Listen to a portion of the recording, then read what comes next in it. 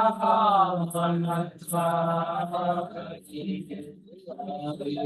is another another tune is going. Krishna Krishna Hare Hare Rama Hare Rama Rama Rama Hare Krishna Hare Hare Krishna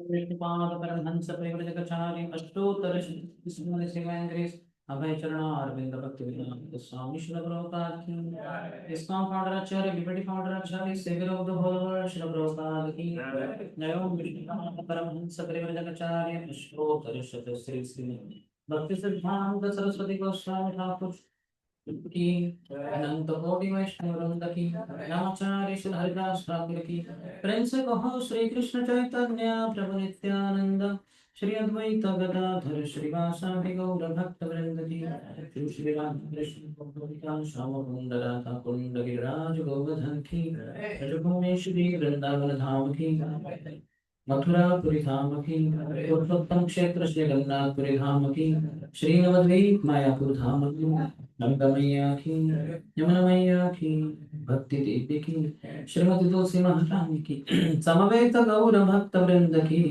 Shri Shri Jagannath Baldev Subhadra मैया की श्री श्री गौर निताय की रथराज श्रीमद् भागवतम की निताय गौर प्रेमानंदे all glories to the assembled devotees all glories to the assembled devotees all glories to the assembled devotees all glories all glories to Shri Guru and Shri Gauranga Namo Vishnupadaya Krishna Krishnaya Bhutale Srimate Bhakti Vedanta Swami Iti Namine Namaste Saraswati Deve Gauravani Pracharine Nirvishesha Shunyavadi Paschatyareshatarine ओम नमो भगवते वासुदेवाय। ओम नमो भगवते वासुदेवाय। ओम नमो भगवते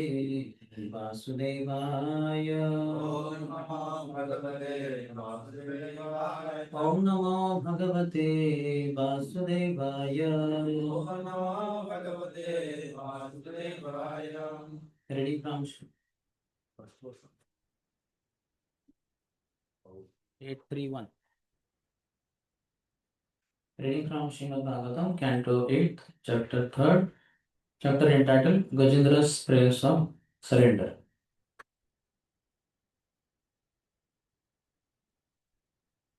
Text number 1.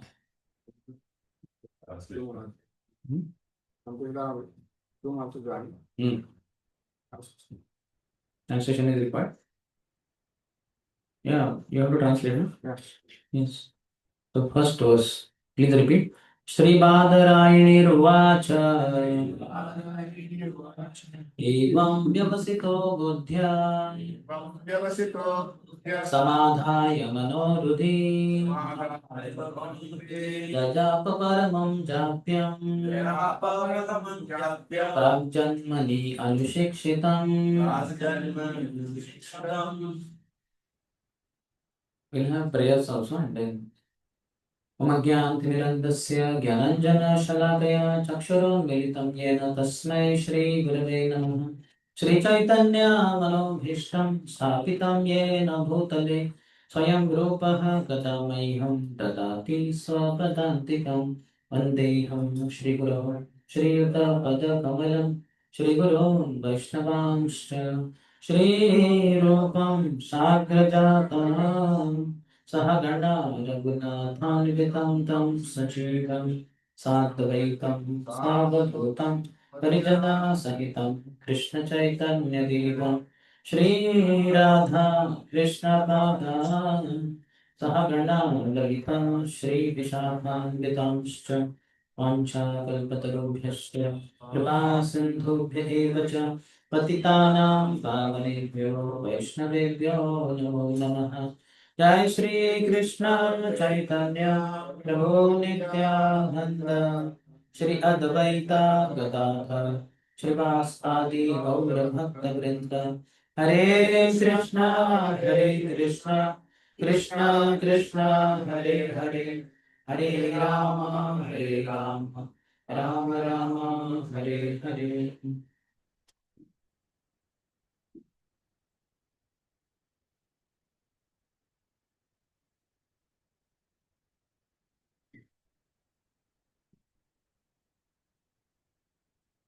Hare Krishna. Welcome to today morning Srimad Bhagavatam class.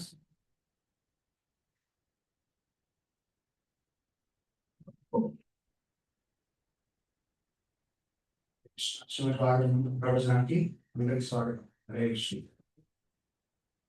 This particular episode is quite famous in India, Gajendra Moksha. Gajendra మోక్షం అనేది చాలా ప్రసిద్ధి చెందింది భారతదేశంలో. We all know, but still, just to recap, there was King Indradyumna, was very devoted king. Towards the end of his life, as the kings would do, they would go for Vanaprastha. So he was in the forest meditating. That time Agastya Muni happened to come. He was in meditation, did not recognize his presence, and Agastya Muni became very angry. Said, "You are behaving like a dull animal. May you become an elephant." So ఒకసారి ఇంద్ర మహారాజు meditation చేస్తూ ఉన్నారు. Meditation చేసినప్పుడు అక్కడ అగస్త్య ఋషి వస్తారనమాట. అతనికి receive చేసుకోకపోతే అతనికి మీద కోపంతో నువ్వు ఒక డల్ యానిమల్ గా మంద జంతువులు ప్రవర్తిస్తున్నావు కాబట్టి నువ్వు జంతువు ఇవ్వాలని చెప్పేసి చూపిస్తారనమాట. Though he became an elephant, he was very special elephant. He was the king of all the forest animals in Trikuta mountains regions, that is in Jambudvip. So ఏనుగైనప్పుడు కూడా విశేషమైనటువంటి ఏనుగయ్యారనమాట. ఎందుకంటే అక్కడ తిరుగుట పర్వతమైనటువంటి ప్రదేశంలో అక్కడ ఏనుగయ్యారు. Then one day, as usual, he would go daily for bathing with his wife, she elephants, and small elephant and small children. And when he was bathing, somehow that particular day, one crocodile caught hold of his foot. So రోజు ఏంటంటే ఒక నదిలోకి స్నానం చేయడానికి వెళ్ళేవాళ్ళు అక్కడ ఏనుగు తన పిల్లలతో కలిసి. సో రోజు వెళ్తూ ఉండేవారు. ఆ రోజు ఏంటంటే సడన్ గా ఒక ముసలు వచ్చేసి తన కాలు పట్టుకుంటుంది అనమాట. So this says that once upon a time, once it's what happened. So daily he was going, daily life was going very smoothly, it was enjoyable to bathe with wives and children. But that particular day, this happened. So in life, we cannot expect, we cannot know when the calamity will come. So జీవితంలో చెప్పడం జరిగింది once అంటే ఒకప్పుడు ఒకనొకప్పుడు జరిగిందని చెప్పేసి. అంటే regular గా వెళ్తుంది అయ్యారు కానీ ప్రతిరోజు ఏం ప్రాబ్లం కదా, సడన్ గా ఒకరోజు ప్రాబ్లం వచ్చింది అనమాట. కాబట్టి జీవితంలో ఎప్పుడు సడన్ గా మన జీవితంలో ఆపద వస్తుంది అనేది మనం ఎక్స్పెక్ట్ చేయలేం అనమాట. In Bhagavatam it says, Samashritaye padapallavaplavam mahatpadam punya yasho murare Bhavambudirvatsa padam param padam padam padam yad vipadam natesham. Those devotees of the Lord who take full shelter of Him, to take full shelter of His lotus feet, which are compared to a boat, by using which a devotee can cross this ocean of birth and death. ఈ సంసారం అనేది ఈ సంసారం నుంచి బయటికి వెళ్ళాలంటే భగవంతుడి యొక్క చరణాలు అనేవి ఒక నావలాగా పనిచేస్తాయి అన్నమాట. కాబట్టి భగవంతుడి చరణాన్ని ఆశ్రయించి ఈ సంసారాన్ని దుఃఖాలు ఆపదలతో ఉన్నటువంటి ఈ సంసారాన్ని మనం దాటగలుగుతాం. Their heart is fixed on Parampadam, the supreme abode of the Lord. They are in this world, but their consciousness is not stuck in this material world. So భగవద్ భక్తులు ఈ ప్రపంచంలో ఉన్నప్పుడు కూడా వాళ్ళ చైతన్యం అనేది ఈ ప్రపంచంలో ఉండట్లేదు అనమాట. వాళ్ళ చైతన్యం కూడా పూర్తిగా భగవంతుడి రాజ్యంలో ఉంటుంది అనమాట. So for them, this whole huge material existence, the ocean of birth and death, gets reduced to the water contained in the calf's footprint. So అలాంటి భగవంతుని ఆశ్రయించిన భక్తులందరూ కూడా ఈ భౌతిక సంసారం అంతా కూడా ఒక చిన్న దూడ యొక్క గిట్ట నీటిలో ఎంత చిన్నగా ఉంటుందో అంత చిన్నగా భావసాగం అనేది మారిపోతుంది. Which even a child can cross beyond very easily. పిల్లవాళ్ళు కూడా దాన్ని దాటేయగలుగుతారు సులభంగా. So they don't have any attachment to the world, this world, where there is danger at every step. So భగవద్ భక్తులకి ఈ ప్రపంచం మీద ఎలాంటి ఆసక్తి ఉండదు, ఎందుకంటే ఇది చాలా డేంజరస్ ప్రపంచం. We have to be in this world, but we should not be attached. If we are attached, to the degree we are attached, to that degree only we suffer. So మనం ఈ భౌతిక ప్రపంచం అనే ఆసక్తి పెంచుకోకూడదు. ఆసక్తి పెంచుకుంటే ఎంత ఆసక్తి ఉంటే అంత కష్టాలను పెంచాల్సి వస్తుంది అనమాట. To the degree we are attached, want to enjoy, to that degree we will have expectations. Things should go on like this, and people should behave with me like this, and not in that way. They should be very nice with me, and they should not be insulting me. They should provide all facilities to me. ఈ ప్రపంచంలో ఆసక్తి ఉంటే అప్పుడు ఏమవుతుందంటే ఈ ప్రపంచాన్ని మనం enjoy చేయాలని చెప్పేసి అనుకుంటాం అనమాట. ప్రపంచాన్ని భోగించడానికి ప్రయత్నం చేసినప్పుడు ప్రజలందరూ కూడా అందరూ నాకు కోఆపరేట్ చేయాలి, సహకరించాలి, నేను అనుకున్నట్టు నా ప్లాన్తో వాళ్ళు కోఆపరేట్ చేయాలని చెప్పేసి ఎక్స్పెక్టేషన్స్ పెరిగిపోతాయి అన్నమాట జనాల నుంచి. And this expectation is sure to be frustrated.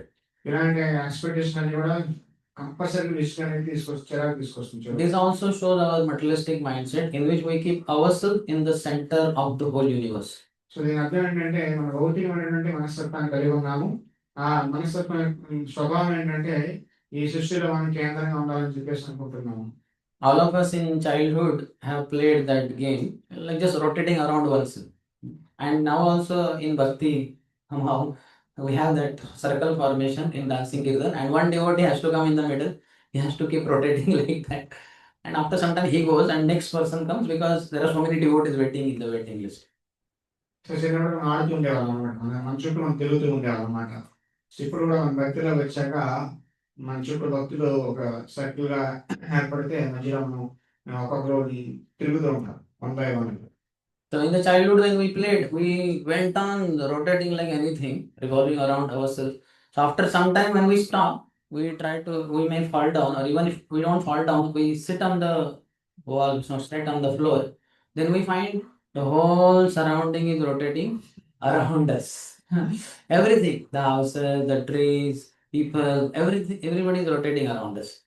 చిన్నప్పుడు మన పిల్లలుగా ఉన్నప్పుడు తిరిగితే బాగా తిరిగితే కళ్ళు తిరుగుతాయి అనమాట. సడన్ ఆగిపోయింది పట్టుకుంటాం, లేదా కింద కూర్చుంటాం అనమాట. అప్పుడు ఏం కనిపిస్తుంది, మనం ఆగిపోతాం కానీ ప్రపంచం అంతా మన చుట్టూ తిరుగుతున్నట్టు కనిపిస్తుంది అనమాట. ఇల్లు చెట్లు అన్ని తిరుగుతున్నట్టు కనిపిస్తాయి. As the time passes by, 1 to 5, 10 minutes later, then that will all stop. Then we understand nothing is rotating. But unfortunately, in human life, on mental platform, that is on physical platform, mental platform, that rotation doesn't stop. We think that everything is revolving around me only. I am the center of the entire, not only universe, but the creation. So అదేం అవుతుందంటే అప్పుడు కొద్దిసేపు 5 minutes తర్వాత తిరిగిన తర్వాత ప్రపంచం తిరగడం ఆగిపోతుంది అనమాట. ఇంకా తిరగట్లేదు, కళ్ళు తిరగట్లేదు అని చెప్పేసి మనం అర్థం చేసుకుంటాం. కానీ మానసిక స్థాయికి వచ్చేసరికి ఇది ఈ మన చుట్టూ ప్రపంచం తిరుగుతుందనే విషయాన్ని మనం ఆ ఇప్పుడు అలాగే అర్థం చేసుకుంటూ ఉన్నాం అనమాట. మన చుట్టూ తిరుగుతుంది, ఇది ఆగట్లేదు అనుకుంటున్నాం. అంటే నా చుట్టూ ప్రపంచం తిరుగుతుంది, నేను కేంద్రం అని అనుకుంటున్నాం. Though we strongly feel this, we cannot speak this to anyone because everybody laugh at us. What? The world is not rotating around you. The world is rotating around me. So మనం బయటికి చెప్పలేము, కానీ లోపల మాత్రం అది ఉంది. బయటికి చెప్తే అంతా నవ్వుతారు అనమాట. అంతా నా కోసం, ప్రపంచం అంతా నా కోసం ఉంది, నా చుట్టూ తిరుగుతుంది, నా కోసం ఉందని చెప్పేసి అనుకుంటున్నాం, కానీ చెప్పలేము. చెప్తే అందరూ మనల్ని తిరగాలని చెప్పేసి భయంతో. And also we have so many difficulties, shortcomings. We have lack of resources. We have distress in our life, miseries, diseases. So people will immediately point out, no, what? Nothing is rotating around you. You are having so many miseries in your life. So నువ్వు చెప్పినా కానీ జనాలు నమ్మరు. ఎందుకంటే నీకు చాలా సమస్యలు ఉన్నాయి, చాలా ప్రాబ్లమ్స్ ఉన్నాయి, చాలా యాంగ్జైటీ ఉంది, ఇవన్నీ ఉన్నాయి. సో చెప్పినా నీ చుట్టూ ప్రపంచం ఎలా జరుగుతుంది, నీకు ఎన్ని సమస్యలు ఉన్నాయని చెప్పేసి ఉంటారు. The whole problem is ignorance, nothing else. మొత్తం సమస్య ఏంటంటే అవిద్య, అజ్ఞానం. That's why Krishna also and scriptures recommend approaching a self-realized, pure devotee spiritual master who, by awarding us transcendental knowledge, removes our ignorance completely. అందుకని చెప్పేసి శాస్త్రాలు ఏం సిఫార్సు చేస్తున్నాయంటే మనం ఒక శుద్ధ భక్తులైనటువంటి భాగవతోత్తమైనటువంటి గురువుని ఆశ్రయించి అతని నుంచి దివ్య జ్ఞానాన్ని పొందాలి. అప్పుడు మనం ఈ దివ్య జ్ఞానంతో మనం యజ్ఞానం అంధకారాన్ని పూర్తిగా తెలుసుకోగలుగుతాం. Initially, because he was the king of all the forest animals, he thought, who is this crocodile? He just tried to brush it aside. But crocodile did not go away, rather the grip became stronger. So ఈ ఇంద్రధను మహారాజు ఏనుగు రూపంలో పుట్టిన తర్వాత చాలా powerful ఏనుగు అనమాట. So ఈ ఎలిఫెంట్ క్రోకోడైల్ ముసలి ఉంది, దీన్ని ఇలా తెలితే పోతుందని చెప్పేసి అనుకున్నాడు అనమాట. కానీ క్రోకోడైల్ అంత ఈజీగా వదలట్లేదు అనమాట కాలు పట్టుకున్న తర్వాత. Then he exerted more strength because he had a lot of strength. Exerted more strength, but then the grip became even stronger.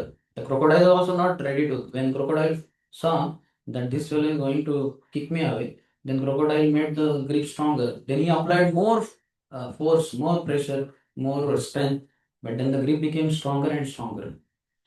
So first ఇలా జస్ట్ ఇలా తంతే ముసలంతా పారిపోతూ అంత దూరం ఏడిపోతుందని చెప్పేసి అనుకున్నాడు.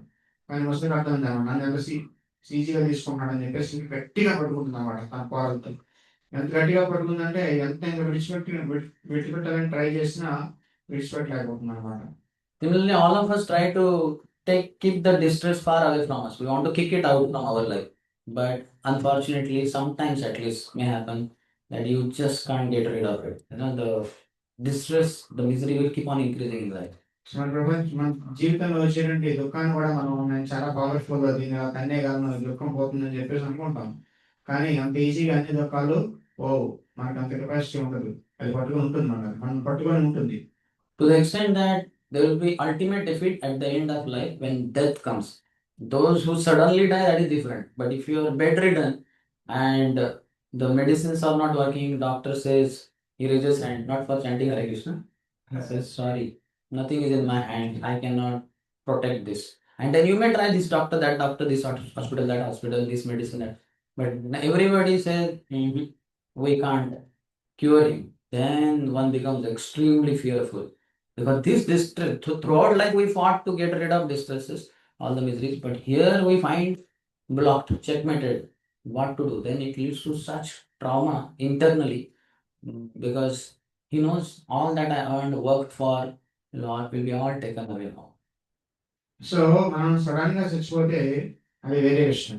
కానీ అలా కాకుండా ఒక మంచం పెట్టేసి మనం చాలా కాలం మంచం మీద పెట్టేయని అలా ఉంటే అప్పుడు డాక్టర్స్ దగ్గరికి వెళ్ళి డాక్టర్స్ కూడా ఇంకా చేతులు చేశారు అనుకోండి, అరే విషయం డబ్బు చేయడం కోసం కాదు, నార్మల్గా నేను నా వల్ల కాదని చెప్పేసి నువ్వు ఎన్ని హాస్పిటల్ తిరిగినా ఎంతమంది డాక్టర్ దగ్గర తిరిగినా వాళ్ళు ఇంకా మా వల్ల కాదని చెప్పేసి అంటే అప్పుడు మన జీవితాంతం చాలా సమస్యని తొలగించడానికి ప్రయత్నం చేస్తాం. కానీ ఇక్కడ వచ్చినటువంటి సమస్య సాధారణమైన సమస్య కాదన్నమాట. అన్ని పక్కల నుంచి నేను చెక్ ఏంటంటే బ్లాక్ చేసేసింది అనమాట. నువ్వు ఎక్కువ వెళ్ళడానికి వీలు కాకుండా ఇంకా దొరికిపోయావు అనమాట. చావు అనేది అంత భయంకరంగా ఉంటుంది. That's why 11th canto, it says that, 5th canto of Lord Rishabdev says, Parabhavas tavad abodo jato, yavanda jigyasata atma tattvam. One experiences greatest defeat of life at that last moment when the death comes. Because throughout life he did not inquire about his identity. So now he finds, I'm defeated now. Everything I worked for is like being taken away. So పంచమ సమయంలో సూర్యదేవుడు చెప్తారు అనమాట. So ఏంటంటే పరామదాస అవోదాతో కేవలం జిజ్ఞాస ఆత్మతత్వం అంటే జీవితాంతం మన ఆత్మతత్వం గురించి ఎప్పుడు ఎంక్వైరీ చేయలేదు కాబట్టి చివరి చావు మృత్యు వచ్చినప్పుడు అది అన్నిటికన్నా చాలా పెద్ద ఓటమి అనమాట. చిన్న చిన్న ఓటమి జీవితంలో మనం ఫేస్ చేస్తాం, కానీ అన్నిటికన్నా చాలా పెద్ద ఓటమి ఏంటంటే మృత్యు అనమాట. ఎందుకంటే నువ్వు జీవితాంతం భక్తి చేయలేదు కాబట్టి. That's why scriptures recommend, as well as in India, it is there in tradition, that we go and attend classes, kathas, in which this knowledge is given, so that we won't be devastated at the last moment of life. So ఈ ఆత్మతత్వం గురించి మనకు తెలియట్లేదు కాబట్టి మనం ఓడిపోతున్నాం అనమాట. కాబట్టి శాస్త్రాలు ఏం చెప్తున్నారంటే ఇలా కథలు, హరికథ, భగవద్గీత ఇవన్నీ జరుగుతుంటాయి. వాటి దగ్గరికి వెళ్ళి మనం అటెండ్ అయితే వాటి గురించి నేర్చుకుంటే మనకు అవగాహన కొంత వస్తుంది ఆత్మతత్వం గురించి. But then also it is not enough, because it's just a theory only. We may know that I'm not body, I'm spirit, soul, anyway I'll get next body, but we have lot of attachment to this body and lot of plans to fulfill in this body. So we will also be scared then. So అలాంటి కథల ద్వారా, అలాంటి ప్రవచనాలు వినడం ద్వారా కొంత జ్ఞానం అనేది వస్తుంది, కానీ ఇదంతా థియరిటికల్ జ్ఞానం అనమాట. దాంతో నాకు నేను శరీరం కాదని ఆత్మ విషయం తెలుసుకుంటా, కానీ అది సరిపోదు అనమాట. ఎందుకంటే మనం ఈ బాడీ పట్ల, ఈ బాడీకి ఎంజాయ్ చేయడానికి ప్రకృతి కోరికలు ఇంకా పోలేదు అనమాట. దానివల్ల ఇక జ్ఞానం తెలిసినా, మళ్ళీ చచ్చిపోయిన మళ్ళీ పుడతామని తెలిసినా ఈ బాడీ పట్ల మాత్రం ఎస్ఐట్ అటాచ్మెంట్ అంత ఈజీగా పోదు జస్ట్ వినడం వల్ల. Baba says he saw a man who requested doctor that doctor just give me 4 more years. I have some plans. I will give shape to those plans in 4 years. Then if I live, no problem. He is just trying to postpone the misery, which is not possible always. ఉదాహరణ చెప్తారనమాట. ఒక వ్యక్తి doctor దగ్గరికి వెళ్ళి చనిపోయేటప్పుడు doctor దయచేసి 4 సంవత్సరాలు బ్రతికించండి, నాకు చాలా చాలా ప్లాన్స్ ఉన్నాయి, ఈ ప్రణాళికలు నేను అని నిర్వర్తిస్తాను, దాని తర్వాత చనిపోయిన పర్వాలేదు, 4 సంవత్సరాలు బ్రతికించండి ఏదో అని చెప్పేసి అంటాడు అనమాట. కానీ చావు వచ్చినప్పుడు ఎవరు ఏమీ చేయలేరు. So scriptures recommend that in this life only we have to become fearless, much before our death, at least before death at least. కాబట్టి శాస్త్రం ఏం చెప్తానంటే చావు సమయంలో భయపడడం కాదు, చావు రాకముందే నువ్వు భయం నుంచి బయటకు వచ్చేయాలి. It's a fact of life. After this class is over, all of us are going to leave this temple hall, because prasadam is downstairs. Prasadam is not here. Prasadam is here. We will wait and we will take prasad here, and then prasadam is over. Then we will leave anyway, because this is not our residence. Isn't it? Even brahmacharis are staying below in the room. They are not staying in the temple hall like that. So we will leave it. So that shows we don't have any attachment to this temple hall. We come here to take darshan. So we will leave it, and we will not be crying, oh, I have to leave temple hall. No, because we don't have attachment only to this temple hall. Even brahmacharis don't have that attachment. They have attachment to the room there, because in the room lot of things are there. So, but we have attachment to this world, to this body, so we will be suffering then. మందిలో ఉన్నాము, class అయిన తర్వాత కిందకి వెళ్ళిపోతాం. ఎందుకంటే ప్రసాదం కింద train అయితే పైన ఉంటాం, కానీ కింద ప్రసాదం కానీ కిందకి వెళ్ళిపోతాం అనమాట. సో కిందకి వెళ్ళేటప్పుడు నేను టెంపుల్ వదిలేసి వెళ్ళిపోవాలి, బాధగా ఉంది, బాధగా అనిపిస్తుందా, కానీ నాకు ఎందుకు మనకి దీని పట్ల ఏమి ఆసక్తి అనేది లేదనమాట. సో కాబట్టి ఎవరికి ఆసక్తి అనేది ఉండదు దేనిపైన, టెంపుల్ హాల్ పైన, ఎందుకంటే మన కింద ప్రసాదం ఇస్తున్నారు కాబట్టి కిందకి వెళ్తాం అనమాట. So this Gajendra, who in previous life was Indradyumna Maharaj, he knew all this theory, but in one sense the realization was not there. When he found he is facing the death is in front of him through this crocodile, because this went on for 1000 celestial years. Then, because of his previous life devotional service, he remembered, and he offers one lotus flower to all the people who were assembled in the sky. There are hundred thousands of demigods over there. So గజేంద్రుడు తెలుస్తాను నేను శరీరం కాదు నేను ఆత్మ అనే విషయం. కానీ అక్కడ మొసలు వచ్చి అటాక్ చేసేసరికి 1000 దేవతా సంవత్సరాలు అనమాట. ఇంతకాలం యుద్ధం జరుగుతుంది అనమాట. సో అంతకాలం అటాక్ చేసిన తర్వాత అప్పుడు చివరికి అక్కడ ఉండేటువంటి నా వల్ల కాదని చెప్పేసి భగవంతుడి శరణాగతి అవ్వాలని చెప్పేసి ఒక పువ్వు తీసుకొని భగవంతుడికి సమర్పణ చేస్తారు. Prabhupada says that thus all the prayers that we recite throughout life, like Narasimha prayers or Brahma Samhita prayers, Hare Krishna mantra, Kirtan, this all will help us at the last moment of our life, and that's a fact. So గజేంద్రుడు గత జన్మలో చేసినటువంటి ప్రార్థనని కూడా గుర్తుకొచ్చి అదేవిధంగా మనం కూడా గోపాలు చెప్తారనమాట.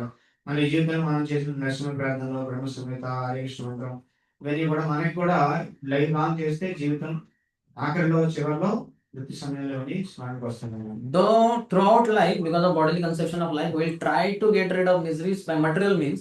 At the last moment, when we are very clear that nothing, everybody is saying sorry, doctors are saying sorry, no hospital, nothing. So then, because we have practiced bhakti, then we'll think of taking shelter of Krishna fully. So మరణ సమయంలో ఇంకేది work out అవ్వదు అనమాట. Doctors చేతులు తెస్తారు, చుట్టాలు బంధువులు అందరూ చేతులు తెస్తారు, ఎప్పుడు ఏం చేయలేదు అనమాట. కాబట్టి జీవితాన్ని మనం వృద్ధి చేసుకుంటే ఆ సమయంలో అప్పుడు కనీసం అప్పుడైనా భగవంతుడికి పూర్తిగా శరణాగతం అవడానికి ప్రయత్నం చేస్తాం. As King Kulashekar says, Prani Prayana Samaye, Kapavata Pitte, Kantha Avarodhan Vido, Smaranam Kutaste. And at the last moment, okay, nothing can work. So now through my body, I will remember the Lord.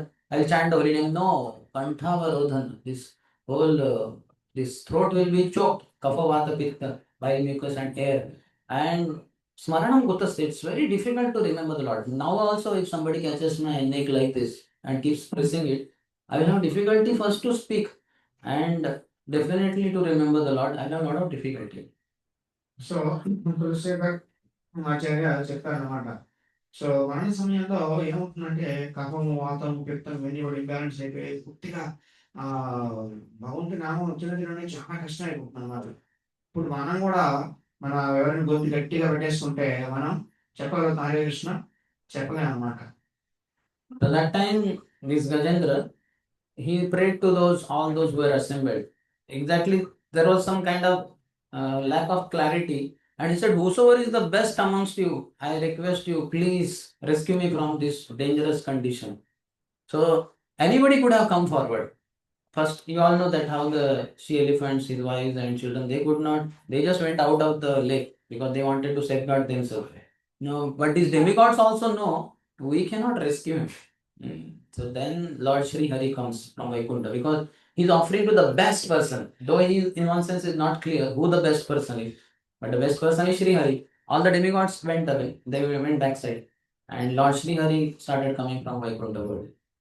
So ఈ గజేంద్రునికి తన భార్య పిల్లలు వీళ్ళందరూ కూడా ఏమి సహాయం చేయలేకపోయారు అనమాట. ఎందుకంటే వాళ్ళు ఫస్ట్ బయటకు వచ్చేసారు. కాబట్టి మేముంటే అమ్మ కూడా పట్టుకుంటుందని చెప్పేసి సో వాళ్ళు బయటకు వచ్చేసారు అనమాట. దాని తర్వాత గజేంద్రుడు ఏం చేస్తారంటే ఒక భగవంతుడికి ఎవడైతే ఉత్తమ పురుషుడు ఉన్నాడో పురుషోత్తమ ఉన్నాడో అతనికి అతను వచ్చి నన్ను రక్షించాలని చెప్పేసి ప్రార్థన చేస్తే దేవతలందరూ కూడా నేను బాగా ఉత్తమ పురుషుడు భగవంతుడు ప్రార్థన చేస్తున్నాడు అని చెప్పేసి విష్ణుమూర్తిని ప్రార్థన చేస్తున్నాడు అని చెప్పేసి వాళ్ళు వెనక ఎదుగుతారు. అప్పుడు విష్ణుమూర్తి వస్తారు అన్నమాట. So this particular shloka says, first verse, the background. Shri Shukdev Goswami continued. Thereafter, the king of the elephants, Gajendra, fixed his mind in his heart with perfect intelligence and chanted a mantra which he had learned in his previous birth as Indradyumna and which he remembered by the grace of Krishna. So దాని తర్వాత ఈ శ్లోకం ఏం చెప్తుందంటే గజేంద్రుడు He just fixed his mind and తన మనస్సుని భగవంతుని మీద పెట్టేసి భగవంతుని ప్రార్థన చేస్తాడు అనమాట. సో గత జన్మలో ఇంద్రజన్మలుగా చాలా జపం చేస్తున్నటువంటి మంత్రం మనకు గుర్తుకొస్తుంది. ఈ విధంగా ఆ మంత్రాన్ని ఉచ్చరిస్తారు అన్నమాట.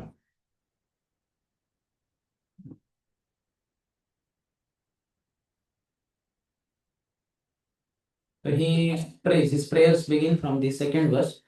ప్రార్థన స్టార్ట్ You అవుతుంది. can repeat after me. Shri Gajendra Uvacha Om Namo Bhagavate Tasmai Yat Etat Chidatmakam Purushaya Adi Bijaya Pareshaya Adhidhimahi. The king of elephants, Gajendra said, I offer my respectful obeisances unto the Supreme Person, Vasudev, Om Namo Bhagavate Vasudevaya. Because of him, this material body acts due to the presence of spirit, and he is therefore the root cause of everyone. He is worshipable for such exalted persons as Brahma and Shiva, and he has entered the heart of every living being. Let me meditate upon him. దీని అర్థం ఏంటంటే గజాన్ని చెప్తున్నాను అనమాట. నేను దేవదేవుని వాస్తవుడికి ప్రణామాలు అర్పిస్తున్నాను. అతని వల్ల ఈ భౌతిక శరీరం అనేది ఆత్మ యొక్క ఉనికి ద్వారా పనిచేస్తూ ఉంటుంది. కాబట్టి అతను ఈ సృష్టి అంతటి కూడా మూల కారణము. అతను అందరి కూడా బ్రహ్మ శివుడు లాంటి చాలా గొప్ప మహానుభావులు కూడా పూజనీయుడు. కాబట్టి అతను ప్రతి జీవుడు యొక్క హృదయంలో ఉన్నాడు. కాబట్టి అలాంటి వాస్తవుడి మీద నేను ధ్యానం చేస్తానని చెప్పేసి ఉంటున్నారు. So thus here he understands the difference between body and spirit soul. And the spirit soul is active because of the Supreme Lord. So we have to realize this. Many times we are so absorbed in the body, it's called as self-absorption. We forget that I am not body, I am spirit. We know, but we don't act on that platform. We act as if I am body only and let's enjoy whatever is available. There is no remembrance of what we have heard in the classes. ఇక చాలా సార్లు మనం అర్థం చేసుకుంటాం, మనం ఈ శరీరం కాదు ఆత్మ అని చెప్పేసి. కానీ ఆత్మస్థాయి మీద మనము యాక్చువల్గా పనిచేయం. మనము శారీరక స్థాయి మీద పనిచేస్తాం అన్నమాట. ఈ శరీరమే నేను భావించి చేస్తాను. మనం ఆత్మను తెలుసుకోవడం మనకి జస్ట్ వింటున్నా వదిలేస్తాం. కానీ యాక్చువల్ నేను ఆత్మని ఏం చేయాలనేది మనం యాక్చువల్గా ఆలోచించట్లేదు అనమాట. ఈ శరీరం కోసం సర్వం చేస్తున్నాం. So because of this strong bodily conception of life, wherever we stay, immediately we make so many arrangements. Just like, let's say we go to a particular yatra, and then as soon as lodge room we get, immediately we take out our clothes and then we'll find where to. Our brahmacharis are very expert in this. Where should my gamcha be hanging? Where the dhoti will be kept for drying? And this bathroom, I will be there at 3:10 to 3:30 I will use. And you come 3:30 and don't come before 3:30. Don't knock the door. I'll come out at 3:30. So he makes very elaborate arrangements to settle there permanently. Every jiva is like that. Condition. This is called a conditioning. శారీరక చైతన్యం వల్ల ఏంటంటే మనం ఎక్కడికి మనం వెళ్ళినా అక్కడ బాగా సెటిల్ అయిపోవాలని చెప్పేసి ట్రై చేస్తాం అన్నమాట.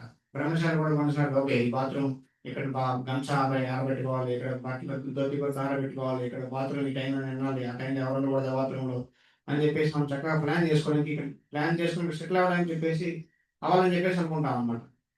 But still, for brahmacharis and more so for sannyasis who travel extensively, this attachment doesn't develop so much because they are there in one place hardly 1 day, half day, 2 to 3 days, and they have to push on to the next place. So the attachment will not develop. And the Goswamis would stay underneath any tree in the night only for that night only. Next day, another tree. So that they will not develop this attachment. So బ్రహ్మచారి సన్యాసులకి అంత ఆసక్తి ఉండకపోవచ్చు, అంత బంధం అనేది రాకపోవచ్చు. ఎందుకంటే వాళ్ళు 3 రోజులు అలా ట్రావెల్ చేస్తుంటారు. కాబట్టి అంత ఆసక్తి రాదనమాట. గోస్వాములు కూడా ఒక చెట్టు కింద ఒక్కొక్క రోజు ఉండేవాళ్ళు అనమాట. ప్రతిరోజు చెట్టు మారిపోయేవాళ్ళు అనమాట. చెట్టు కింద పడుకుంటారు. But what about grihasthas? Where will they go? Their wives are there, children are there, relatives are there, business or job is there. That's why grihastha, they are inside the house. They cannot leave that house. It's very difficult for grihasthas to get liberated. So బ్రహ్మచారి సన్యాసులు తిరుగుతూ ఉంటారు కాబట్టి ఆసక్తి పోతుంది. గృహస్థులు ఏం చేస్తారు? గృహస్థ అస్థ అంటే స్థితి ఉండడం అనమాట. అక్కడ స్థితి ఉంటారు గృహంలో. వారి పిల్లలని వదిలి వెళ్ళారు కదా అక్కడికి. కాబట్టి అక్కడ ఉండాల్సి వస్తుంది. కాబట్టి వాళ్ళకి ఆ బంధం నుంచి బయటకు రావడం చాలా కష్టమైపోతుంది అనమాట. And even if he's at the job place, workplace, wherever he is, he'll be thinking of his wife, he'll be thinking of children and business and money and all that because he has a lot of attachment.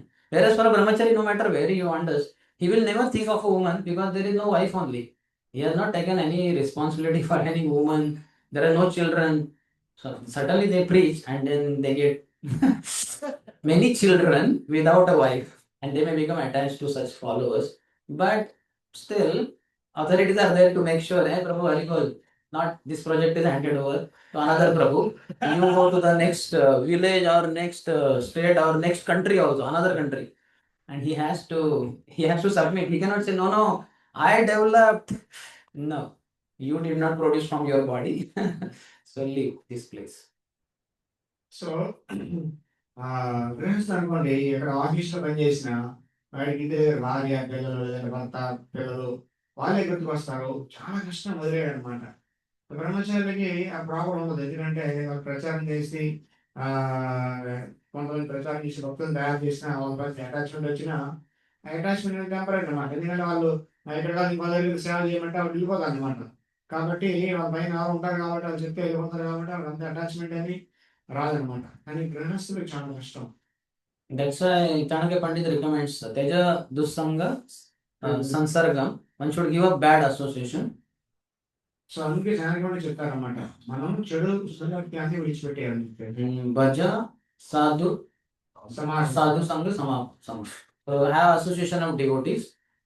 So భక్తుల సాంగత్యాన్ని తీసుకోమని చెప్తున్నారు. Smaranityam Anityata. One more line is there. Kuru Punyam Ahoratram. Day and night practice bhakti and increase your devotional credits.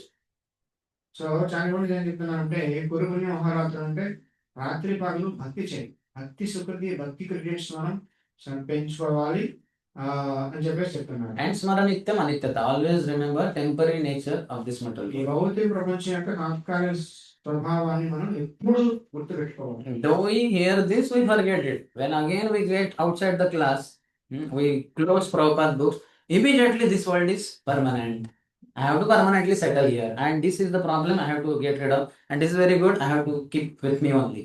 So like that, life continues.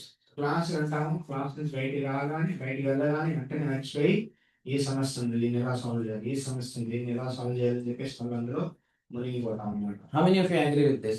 ఎవరు చదువుకుంటారు? The theory is another. Classroom is classroom and laboratory is different. Class రూమే బయటికి వెళ్తే laboratory లాంటిది అనమాట. అక్కడ వచ్చేసరికి ఇవన్నీ ఇంప్లిమెంట్ చేయడం చాలా కష్టం అయిపోతుంది. Thus we need to work very hard to get realization of what we have been hearing. చాలా కష్టపడి పని చేస్తే తప్ప మనం వినది దాన్ని ఆచరించడం చాలా కష్టం. And more than that, we need mercy. So we beg for that mercy from Prabhupada and Acharyas and మన కష్టం ఒకటి సరిపోదు, భగవంతుడు వాడు వేడుకోవాలి, చాలా ప్రార్థన చేయాలి, ప్రభుపాదకి కృష్ణకి ప్రార్థన చేసి వాళ్ళ అనుగ్రహం కృప కోరుకోవాలి.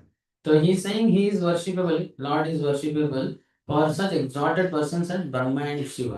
So thus we should not worship anybody else, including doctors, lawyers, and all those people. We may have to act the way we are in this material world, but we should not be worshipping them. We should worship only Krishna, knowing him to be the master of even Brahma and Shiva. So వాసుదేవుడు కృష్ణుడు బ్రహ్మ శివుడికే పూజనీయుడు అన్నమాట. కాబట్టి ఇంకంతా భగవంతుడు మన దగ్గర ఉన్నప్పుడు మనకి ఎవరు ఈ డాక్టర్ని లాయర్స్ని లేదంటే అందరు వెనకాల పడి వాళ్ళకి ఏదో వాళ్ళని పొగిడి వాళ్ళని ఇచ్చాల్సిన అవసరం లేదన్నమాట. భగవంతుని ఒక్కని నమ్ముకుంటే సరిపోతుంది. He has entered in the heart of every living being. So this has to be heard and we have to practice it and realize. And then we will respect everyone because he is there in the heart. Just like why do we respect this building? Now anybody who is passing by this road, he'll think it's just one of the bungalows. Like so many bungalows are there on the left side and right side. But then here Lord, their Lordship, Sri Jagannath Baldev Subhadra Gauranga, they have been installed. So immediately, though this is residence only, building only, a bungalow only, but it immediately converts into temple. And we have so much respect. There is no parikrama path here. If it was there, and if even around this also, there was facility, we would go around this whole building 3 times or 11 times, hundreds of times, because we know Lord is in this building. So similarly, every person, Paramatma is sitting in his heart. So we have to respect every person. So భగవంతుడు ప్రతి జీవుడు హృదయంలో ప్రవేశించాడు అని చెప్పేసి చెప్పడం జరిగింది ఈ శ్లోకంలో. అంటే ఇప్పుడు భగవంతుడు ఉన్నాడు కాబట్టి మనం వాళ్ళని చాలా గౌరవిస్తున్నాం అనమాట. లేదంటే రోడ్డు మీద వెళ్ళే వాళ్ళకి ఎలా అనిపిస్తుంది, టెంపుల్ అని తెలియలేదు అనుకోండి, అటుపక్క ఇల్లు ఇటు పక్కకి ఇల్లు అని అనుకుంటారు, తప్ప ఇది టెంపుల్ అని తెలియదు. సో ఇక్కడ భగవంతుడు ఉన్నాడు కాబట్టి మనం దీని చుట్టూ ప్రదక్షిణ కూడా చేస్తాం.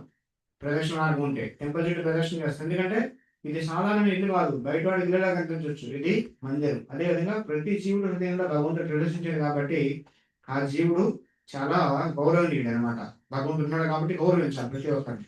Suddenly, that person who has realized that presence of the super soul in the heart, he is a pure devotee and we respect him more. But that doesn't mean that those who have not realized, those who are grossly foolish, they think their body and they are completely into sense gratification, even to the extent of committing unlimited sinful activities.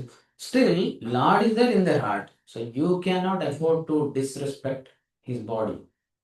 So భగవంతుడు మన హృదయంలో ఉన్నాడనే విషయాన్ని తెలుసుకున్నటువంటి మహానుభావులు, ఆత్మ సాక్షాత్కారం కలిగిన మహానుభావులు ఎవరైతే ఉన్నారో వాళ్ళకి చాలా గౌరవం ఇవ్వాలన్నమాట.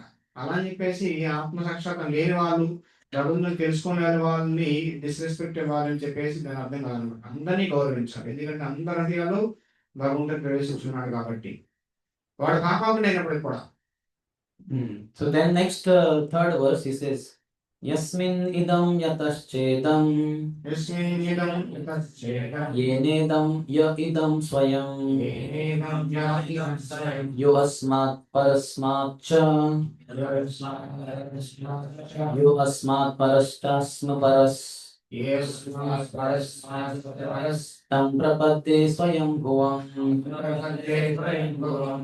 The Supreme Godhead is the supreme platform on which everything rests, the ingredient by which everything has been produced, and a person who has created and is the only cause of this cosmic manifestation. So దేవదేవుడు సృష్టి అంతటి కూడా కారణము, అతని సర్వము అతని మీద ఆధారపడి ఉందన్నమాట. అతని నుంచే సర్వము సృష్టింపబడుతుంది, అతనే అంత సృష్టించాడు, అతని సృష్టి అంతటి కూడా కారణము. To explain this concept, Srila Krishnadas Kaviraj Goswami in Sri Chaitanya Charitamrita Adilila gives the example of a potter who has earth. He takes the soil and he mixes it with water, makes it very soft, and on his rotating wheel, he keeps it, rotates, he makes very wonderful pot. Then he keeps it on the soil only, earth only. So he took that from earth and that ingredients, and now he's keeping on the earth only. So everything is earth. Similarly, everything is created by the Lord and everything rests upon the Lord only. So ఇక్కడ Kaviraj Goswami example చెప్తారనమాట. ఏంటంటే దీన్ని అర్థం చేసుకోవడానికి వస్తుంది. ఏంటంటే ఒక Potter ఉన్నాడు అనుకోండి, మట్టి మందు తయారు చేసేవాడు. సో మట్టి తీసుకుంటాడు, నీళ్ళు తీసుకుంటాడు, కలుపుతాడు, బాగా మిక్స్ చేస్తాడు, దాన్ని చక్రం మీద పెడతాడు, చక్కగా తిప్పుతాడు, చక్కగా మట్టి మందు తయారు చేస్తాడు. మట్టి మందు తీసుకుని వచ్చి మళ్ళీ భూమి మీద పెడతాడు, మట్టిలోనే పెడతాడు అనమాట. అదేవిధంగా భగవంతుడు ఇదంతాన్ని సృష్టిస్తున్నాడు, మళ్ళీ అదంతా కూడా భగవంతుడి మీదే ఆధారపడి భగవంతుడి మీదే ఉందన్నమాట. Nonetheless, he is different from the cause and the result. So, in one sense, the potter is not the soil, and he is not that after the pot is not kept on the soil. He is different. So, similarly, Lord is using all these ingredients, and he is different from all this cause and effect. So భగవంతుడు అన్ని pot చేసేవాడు, కుండ తయారు చేసేవాడు ఎవరైతే ఉన్నారో వాడు వేరు, కుండ వేరు అనమాట. అదేవిధంగా భగవంతుడు వేరు, సృష్టి వేరు. అంత అతనే చేస్తున్నాడు కానీ అతని వేరు, సృష్టి వేరు అనమాట. I surrender unto him, the Supreme Personality Godhead, who is self-sufficient in everything. So నేను సర్వ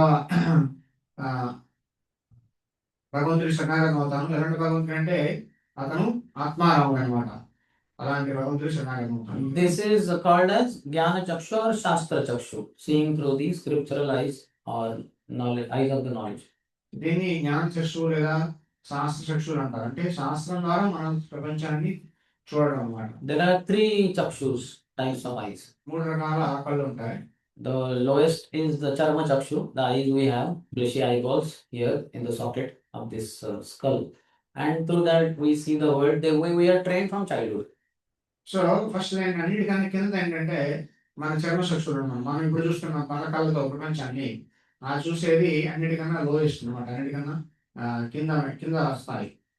So in this, this is all manifestation of material energy, and we are trying to lord it over material energy by trying to enjoy all these things that we see with our eyes. So మన కళ్ళతో ఏం చూస్తున్నాం అంటే చూసినంత మనం enjoy చేయాలి, మన కోసం ఉందని చెప్పేసి మనం ఎంజాయ్ చేయాలని చెప్పేసి ప్రయత్నం చేస్తున్నాం.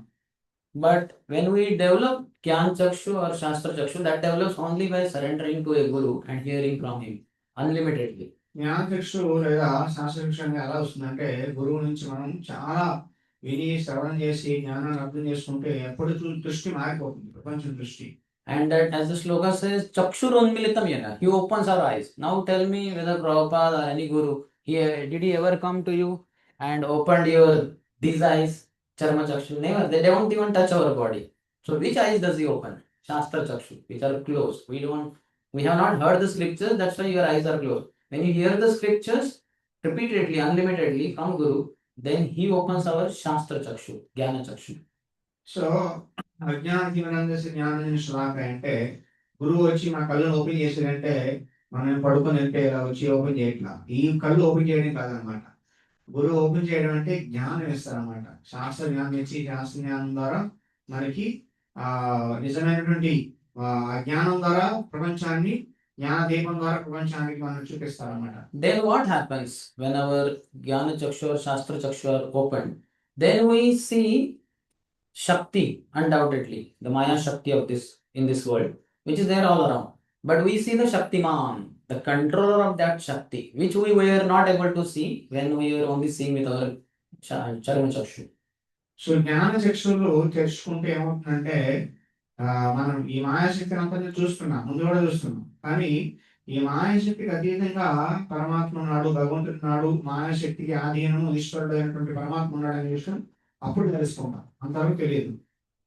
This also is little bit theoretical, but the intelligence is very strong, by which he is able to see, he is able to figure it out. Lord is there behind this.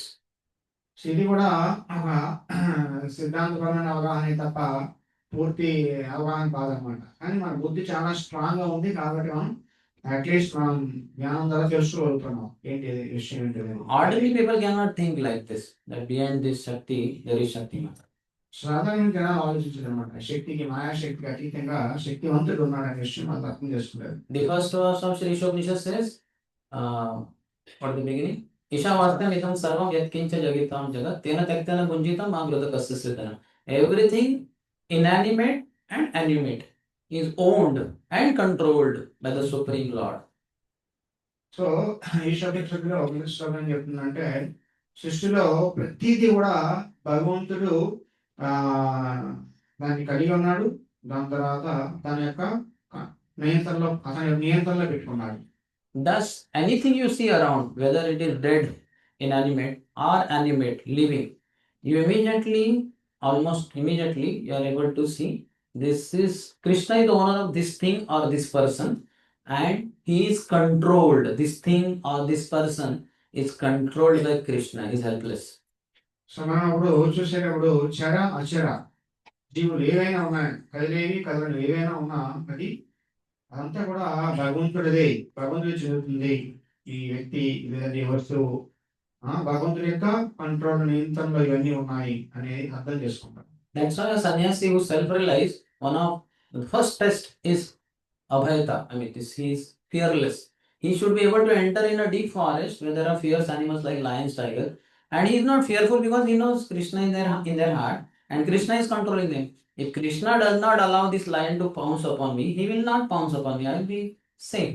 But if I am supposed to die and Krishna tells him to pounce upon me, he will pounce. Even if I am not in the forest, I am somewhere else. That will definitely happen. So because of that, he is very fearless. So ఆత్మ సాక్షాత్కారం కలిగిన సన్యాసి యొక్క ఒక లక్షణం ఏంటంటే నిర్భయం. భయం అనేది ఉండదన్నమాట. ఎందుకంటే అతను ఒక అడవులోకైనా ప్రవేశించి అక్కడ నుండి క్రూర ముఖాలను చూసి కూడా భయపడ్డా అన్నమాట. ఎందుకంటే ఆ క్రూర ముఖంలో కూడా భగవంతుడు ఉన్నాడు. ఆ భగవంతుడు దానికి ఆదేశిస్తేనే అది నా మీద వచ్చి దాడి చేస్తుంది, అప్పుడు నన్ను తింటుంది. భగవంతుడు ఆదేశం ఇవ్వకపోతే దాన్ని ఏమీ చేయదు అనే విషయం పూర్తిగా అతను కన్విన్స్ అయి ఉన్నాడు కాబట్టి అతనికి ఏమీ భయం లేదనమాట. So our fearfulness, we are so fearful in this material world. Some problem comes in the body, something around, something happens, somebody is not in good terms with us. We become fearful. That shows that we have this ignorance that this man or this woman or this thing is owned by Krishna and is controlled by Krishna. He is helpless. He can't act any way he wants to act. He is not having that power. Only Krishna has. Krishna is controlling him. So మనం చాలా భయపడిపోతూ ఉంటాం. మనకి ఎందుకు ఆత్మ సాక్షాత్కారం లేదు కాబట్టి చాలా ప్రతిదానికి ప్రభావాలు వచ్చినా సమస్యలు వచ్చినా చాలా భయపడిపోతూ ఉంటాం. ఎందుకంటే మనకి ఆత్మ సాక్షాత్కారం లేదు. ప్లస్ ఆ వ్యక్తి ఎవరైతే ఉన్నారో ఆ వ్యక్తి భగవంతుడి యొక్క కంట్రోల్లో ఉన్నాడనే విషయం, భగవంతుడి యొక్క పర్మిషన్ లేకుండా అతను మనం ఏమీ చేయలేడు అనే విషయం మనం గ్రహించలేకపోతున్నాం. And thus, because of not being able to see Krishna who is controlling, we think he is the problem in my life, or she is the problem in my life. I have to, we blame that person and we will kill him also. If it is a big problem he's creating, if you have some machine gun and nobody is watching, we will kill him, shoot him down.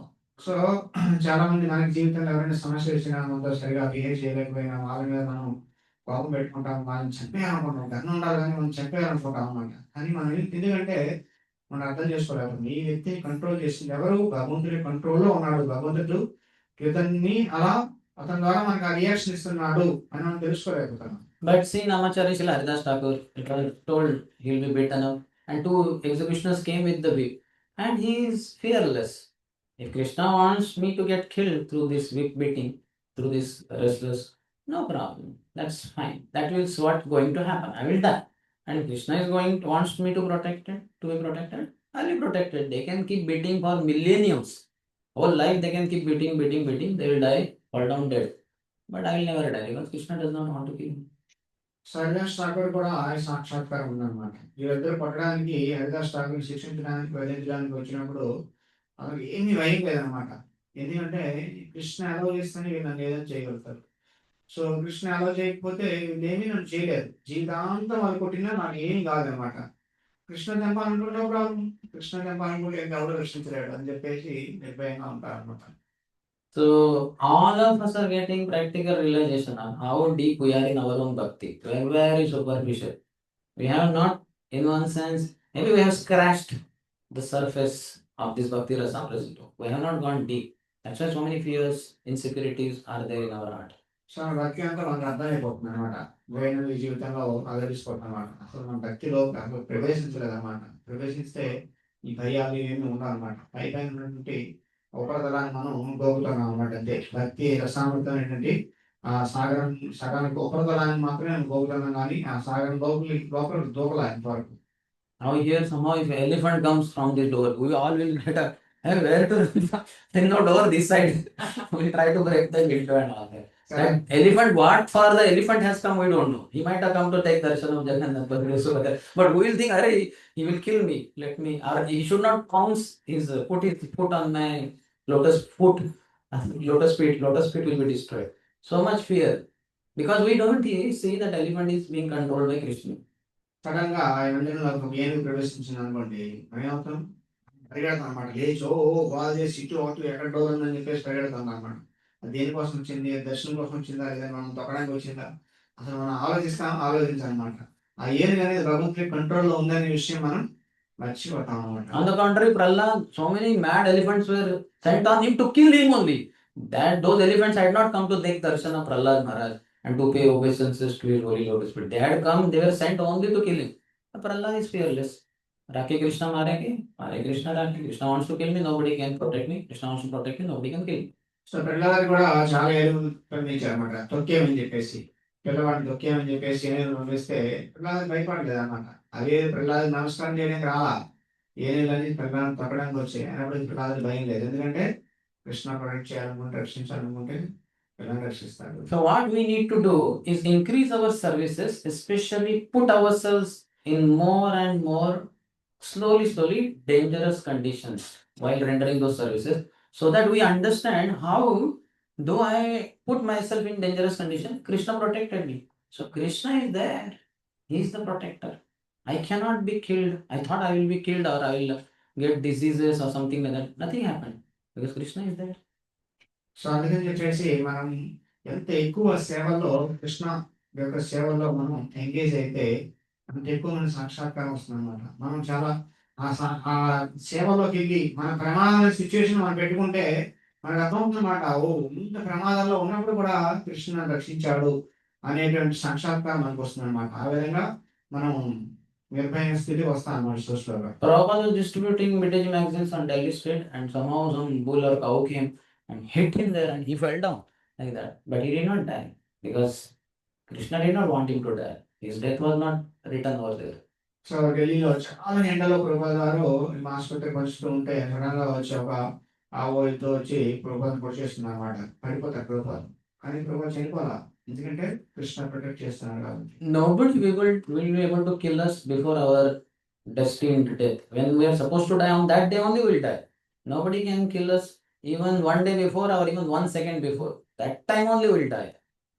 So మనల్ని ఎవరు కూడా మనం ఎప్పుడు మనకి నిర్దేశించిన సమయం ఎప్పుడైతే ఉందో చనిపోవాలని అప్పుడే చనిపోతాం తప్ప మనల్ని ఒక రోజు ముందు కూడా ఎవరు చంపలేడు, ఒక నిమిషం కూడా, ఒక సెకండ్ ముందు కూడా ఎవరు చంపలేదు అనమాట. And similarly, the quantum of happiness and justice is being fixed. You will never get even little bit more than your assigned quota of happiness or less than your assigned quota of happiness. Similarly, more than your assigned distress and less than your assigned distress. It is all fixed. So why are we fearful? Because we don't have realization. So ఏ విధంగా అయితే మనం ఒక రోజు ముందు కూడా చనిపోము, మనం నిర్దేశించిన సమయానికి ముందు కూడా చనిపోము, అదే విధంగా మన జీవితంలో వచ్చేటువంటి సుఖము దుఃఖము రెండు కూడా ఎంత వస్తుందో అది ఆల్రెడీ ముందే నిర్దేశించబడింది అనమాట. కాబట్టి కానీ ఎందుకు మనం ప్రయత్నం చేస్తున్నాం? ఎందుకంటే మనకు విశ్వాసం లేదు కాబట్టి. We don't have faith in Krishna the way we are expected to have. మన కృష్ణుడి మీద విశ్వాసం లేదు. ఎలా మనం ఎంత విశ్వాసం పెట్టాలో అంత విశ్వాసం పెట్టలేకపోతున్నాం. Because we are not practicing pure devotional service. ఎందుకంటే మనం శుద్ధ ప్రాక్టీస్ చేయట్లేదు కాబట్టి. It's a mixed devotional service. మనం చేసే మిషన్ భక్తి కాబట్టి. Many times it is not devotional service, it is emotional service. చాలా సార్లు ఇది భక్తి యొక్క సేవ కాదు, ఇది భావయుత సేవ అన్నమాట. Not bhav actually. Bhavana means emotions. Bhav that not bhav bhakti. Telugu దాని భావాన్ని Okay, ठीक है. వస్తుంది అనుకోండి. Okay, bhav. Bhavana is there, I think. Okay, ठीक है, चलो. Bhavuk will become sentimental like that.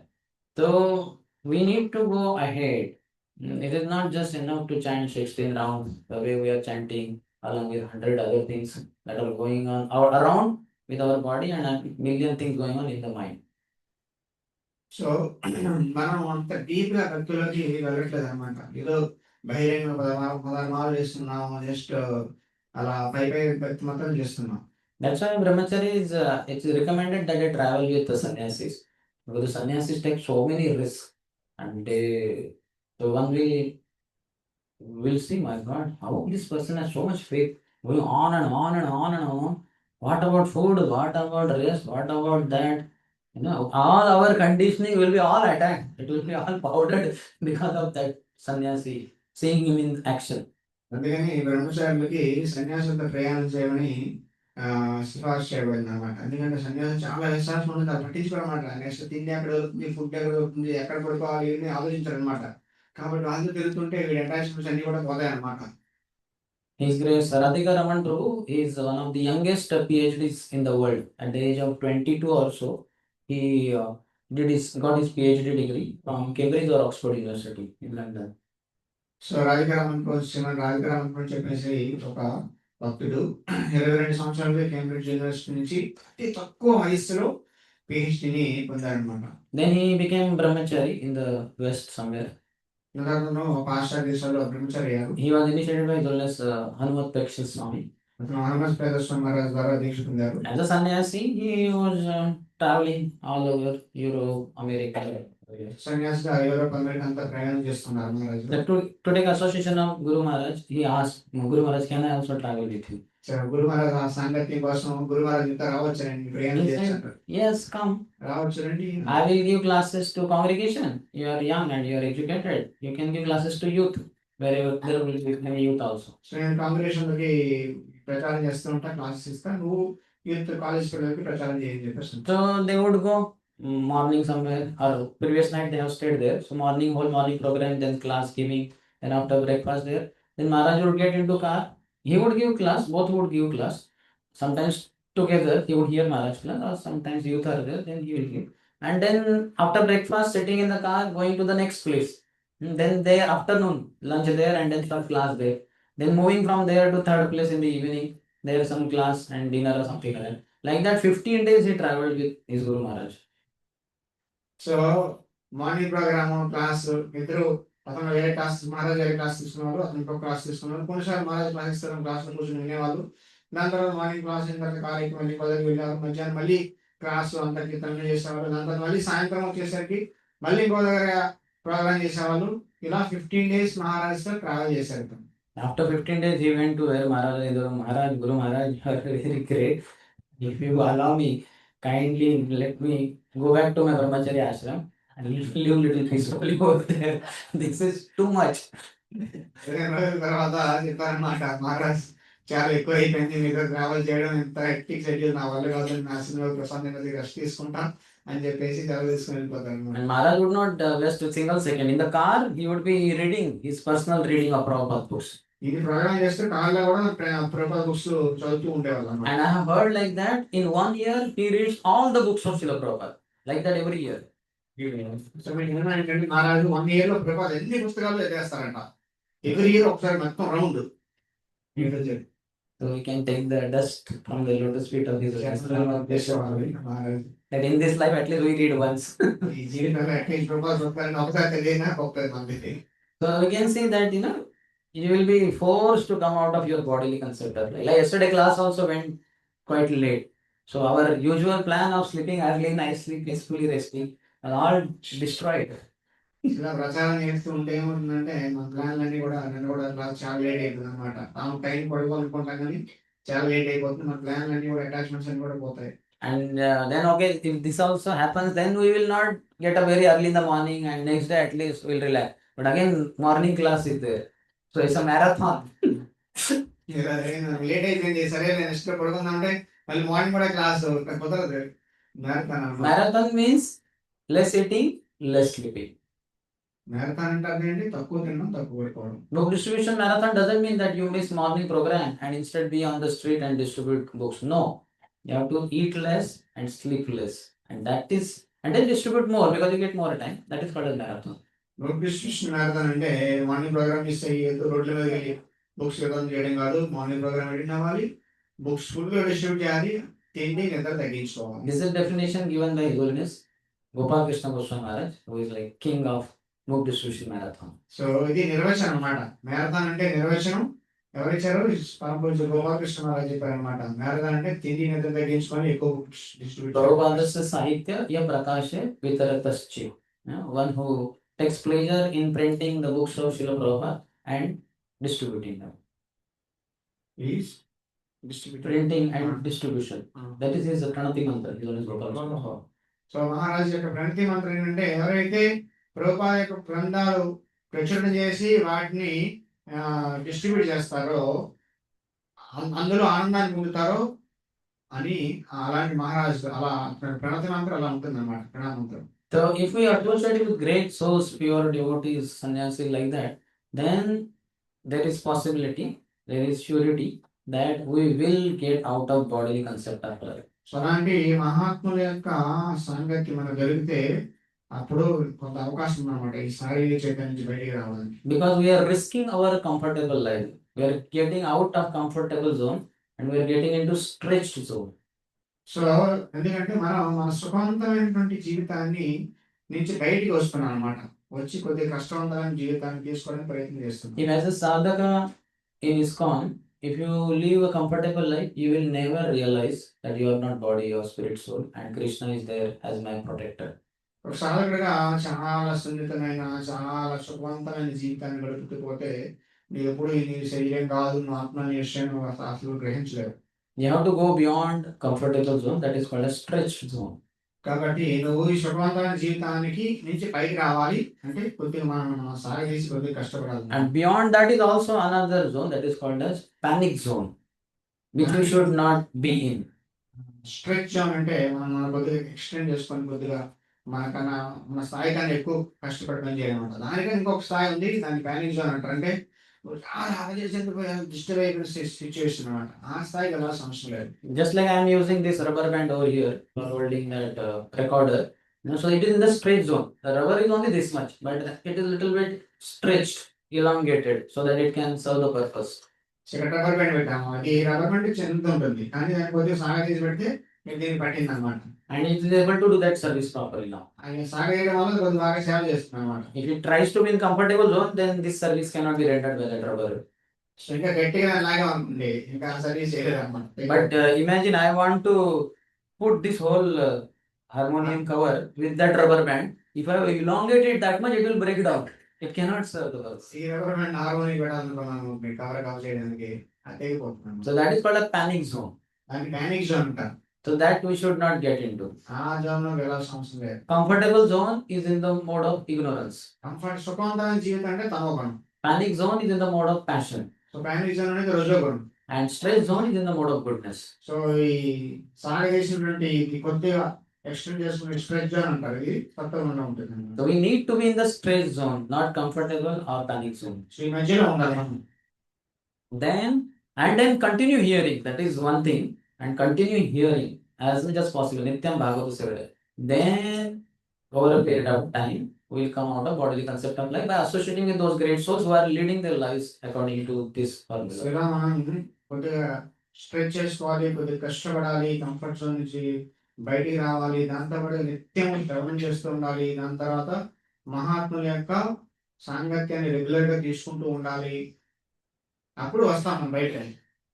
So as His Grace Radhika Raman after 15 days took off, he all respect. So similarly Prabhupada also every day he would have 5 classes, 6 classes, sometimes 8 classes, continuously moving from one house to another house, giving class, meeting people, next, like that. So this may be too much for us, but for a while we can associate with such great souls as much as we can. Then we'll have to take off because that's too high frequency for us. So రవికారంలో ఎలా 15 రోజులు తీసుకున్నారు association. So ప్రభావ టైంలో కూడా ప్రభా గారు daily 3 classes, 4 class, 5 class, 6 class, 7 classes కూడా జనాన్ని కలవడం, మీటింగ్లు ఇవి అన్నీ ఉండేవి అనమాట. అంత స్ట్రెస్ మనకి ఏదైనా కానీ కనీసం కొద్దిగా మనం ఎక్స్టెండ్ చేసుకొని సాంగత్యం చేసుకోవాలి. Basically, like this, we have to keep practicing. Practice makes man perfect by the grace of the Supreme Lord. So ఈ విధంగా మనం అభ్యాసం చేయాలి. అభ్యాసం చేస్తూ ఉంటే ఒకప్పుడు మనం సారి ఏదో టైంలో మనం పూర్ణత్వానికి చేరుకుంటాం. And then we will become pure devotees before the end of life and we'll go back to Godhead. ఆ విధంగా మనం శుద్ధ భక్తులు అయితే జీవితం ముగింపు ముందు మనం భగవద్ధామానికి But not otherwise and not before. లేదంటే అలా చేయకపోతే మనం వెళ్ళలేము, దాని ముందు కూడా వెళ్ళలేము అనమాట. So we have to work hard. కాబట్టి కష్టపడాలి. Prabhupada's famous statement, success is guaranteed for a rigid practitioner. So Prabhupada చెప్తారు అన్నమాట. చాలా ముఖ్యమైన ప్రభుపాద యొక్క ప్రసిద్ధి చెందిన వాక్యం ఏంటంటే విజయం అనేది చాలా స్ట్రిక్ట్ గా, చాలా ఖచ్చితంగా ప్రాక్టీస్ చేసే వ్యక్తికి విజయం అనేది 100% వస్తుంది చెప్పేసి. So this is the English word rigid, but you see how I am pronouncing it. Rigid. The is there at the end. So it's very heavy, rough, little like that. So rigid అనేది English పదం. Rigid అనేది చాలా tough గా ఉంటుంది. Now it is soft. Soft, how the soft? It's quite soft word. Soft word ఉంది. Soft అనేది soft. But against it, hard. Hard. Hard. R is there, D is there, the hard. Hard అనే పదం అనేది శబ్దం గట్టిగా వస్తుంది అనమాట. Hard అనేది. The words are also designed like that. పదాలు కూడా అలానే. The rigid in it has that stress zone within that. Rigid అనే శబ్దం ఆ ఉచ్చారణలోనే స్ట్రెచ్ అనేది ఉందన్నమాట. So we have to be in stress zone and then success is guaranteed. So మనం ఇలా మనం కొద్దిగా మనం సహాయం తీసుకొని కొద్దిగా ఎక్స్టెండ్ చేసుకోవాలన్నమాట. కంఫర్ట్ జోన్ పడకుండా. If we are with sannyasis traveling like Prabhupada and others, afterwards as Radhika Raman, we will feel this is panic zone.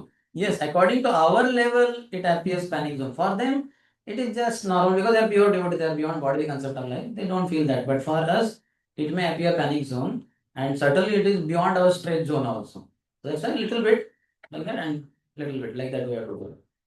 So ఇలాంటి సన్యాసంతో మనం ప్రయాణం చేస్తే ఆవిడ మనం ఇది ఇంత ప్యానిక్ జోన్ అయిపోతాం అనమాట. చాలా కష్టం అయిపోతున్నాం మనకి. కాబట్టి మనం ఆ లెవెల్లో పని చేయలేము. వాళ్ళు శారీరక చైతన్యానికి అతీతం కాబట్టి వాళ్ళు కంటిన్యూస్ గా చేసుకుంటూ పోతారు అనమాట, నాన్ స్టాప్ గా. మనం చేయలేము. కాబట్టి అప్పుడప్పుడు అసోసియేషన్ తీసుకుని అబ్బో మనం కూడా వాళ్ళ సాంగత్యంలో కొద్దిగా కంఫర్ట్ జోన్ నుంచి స్ట్రెచ్ జోన్ దాకా కొద్దిగా వస్తాం అనమాట. Just like in villages, in the cold winters, we would start fire on the road only somewhere. And then we go close and nice warm. But if you go very close, it hits up like anything. So we go behind backside. But when you go backside, it's cold again. Again we go close. We cannot be continuously so close and we cannot be very far because this is too hot and that is too cold. But in between, appropriate distance and take hands close, take little warm, keep hands away again like this. So this is how we have to lead our life. So village లో చూస్తాం అనమాట, చలికాలంలో మంట పెడతారు. So మంట చాలా దూరం నుంచి కొద్దిగా కాల్చుకుంటాం అనమాట. దగ్గరికి వెళ్తే చేతులు కాళ్ళు ఆగిపోతాయి. అలాంటి దూరం వెళ్ళిపోతే మళ్ళీ చలిలోకి వచ్చేస్తాం అనమాట. కాబట్టి చాలా దూరం కాదు, చాలా దగ్గర కాదు, మధ్యలో ఉంటూ ఎంత రెడీ కావాలో అంత రెడీ చేసుకోవాలన్నమాట. అలా The material, it is never possible that by doing this exercise you are so expert that you put hands in the fire and nothing happens. No, your hands will be burned no matter whosoever you are. So ఇది నువ్వు ఎంత అభ్యాసం చేసినా, ఇన్ని రోజుల నుంచి మంట కాగుతూ ఉన్నా, నేను చాలా ప్రాక్టీస్ చేసేసా, ఇంకా నా చెయ్యి పెట్టేస్తా లోపలికి కుదరదు అనమాట. నువ్వు చెయ్యి పెడితే నీ చెయ్యి కాలిపోతాయి. బట్ ఎంత ప్రాక్టీస్ చేసినా నువ్వు చెయ్యి పెట్టలేవు. But spiritually, this is possible. As you keep practicing like this, eventually you will jump in the fire of Sankirtan. And though the whole world may say it is panic zone, for you it will be the most comfortable zone because you are with your Supreme Lord Krishna. So భౌతికంగా ఇది సాధ్యం కాదు. అగ్నిలో ప్రవేశించడానికి కాలు పెట్టడం, చేతులు పెట్టడం అనేది సాధ్యం కాదు. కానీ ఆధ్యాత్మికంగా సాధ్యం అవుతుంది. ఎందుకంటే అగ్ని అనేటువంటి సంకీర్తన అనేటువంటి అగ్నిలో ప్రవేశించడం సాధ్యం అవుతుంది. ఎందుకంటే కృష్ణుతో మనం ఉన్నాం, కృష్ణుడు అంతా ఉన్నాడు. కాబట్టి మనం బాగా ప్రాక్టీస్ చేసి మనం ఈ సంకీర్తన అగ్ని యజ్ఞంలో మనం ప్రవేశించగలుగుతాం అన్నమాట. Such a person has already achieved Krishna. It's not like he has to go back to Godhead to meet Krishna. He is already in touch with Krishna 24/7. అలాంటి నిత్యము భగవంతుడి సేవలు అయిన వ్యక్తి ఆల్రెడీ కృష్ణుడిలో ఉన్నట్లే. ఇంకా భగవద్ధామానికి వెళ్ళాల్సిన ప్రత్యేకంగా వెళ్తేనే భగవంతుడితో ఉన్నట్లు కాదు, ఎక్కడే భగవంతుడితో ఉన్నాడు వ్యక్తి. So we end with this note: success is guaranteed for a rigid practitioner. So దీంతో మనం ముగిద్దాం ఈ యొక్క వాక్యంతో. ఏంటంటే విజయం అనేది 100% గ్యారంటీగా వస్తుంది ఎవరైతే చాలా ఖచ్చితంగా రిజిడ్ గా ప్రాక్టీస్ చేస్తారో వాళ్ళకి. Any question? Yes.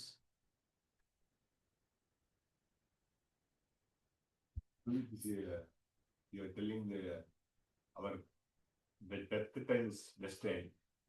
Then what is this Akala Mrityu suddenly? They say that, but I have not heard that, so I'm not sure what they say. And when I asked Shri Rup Charan Prabhu, he told us Radha Govind Swami Maharaj. Huh? Okay.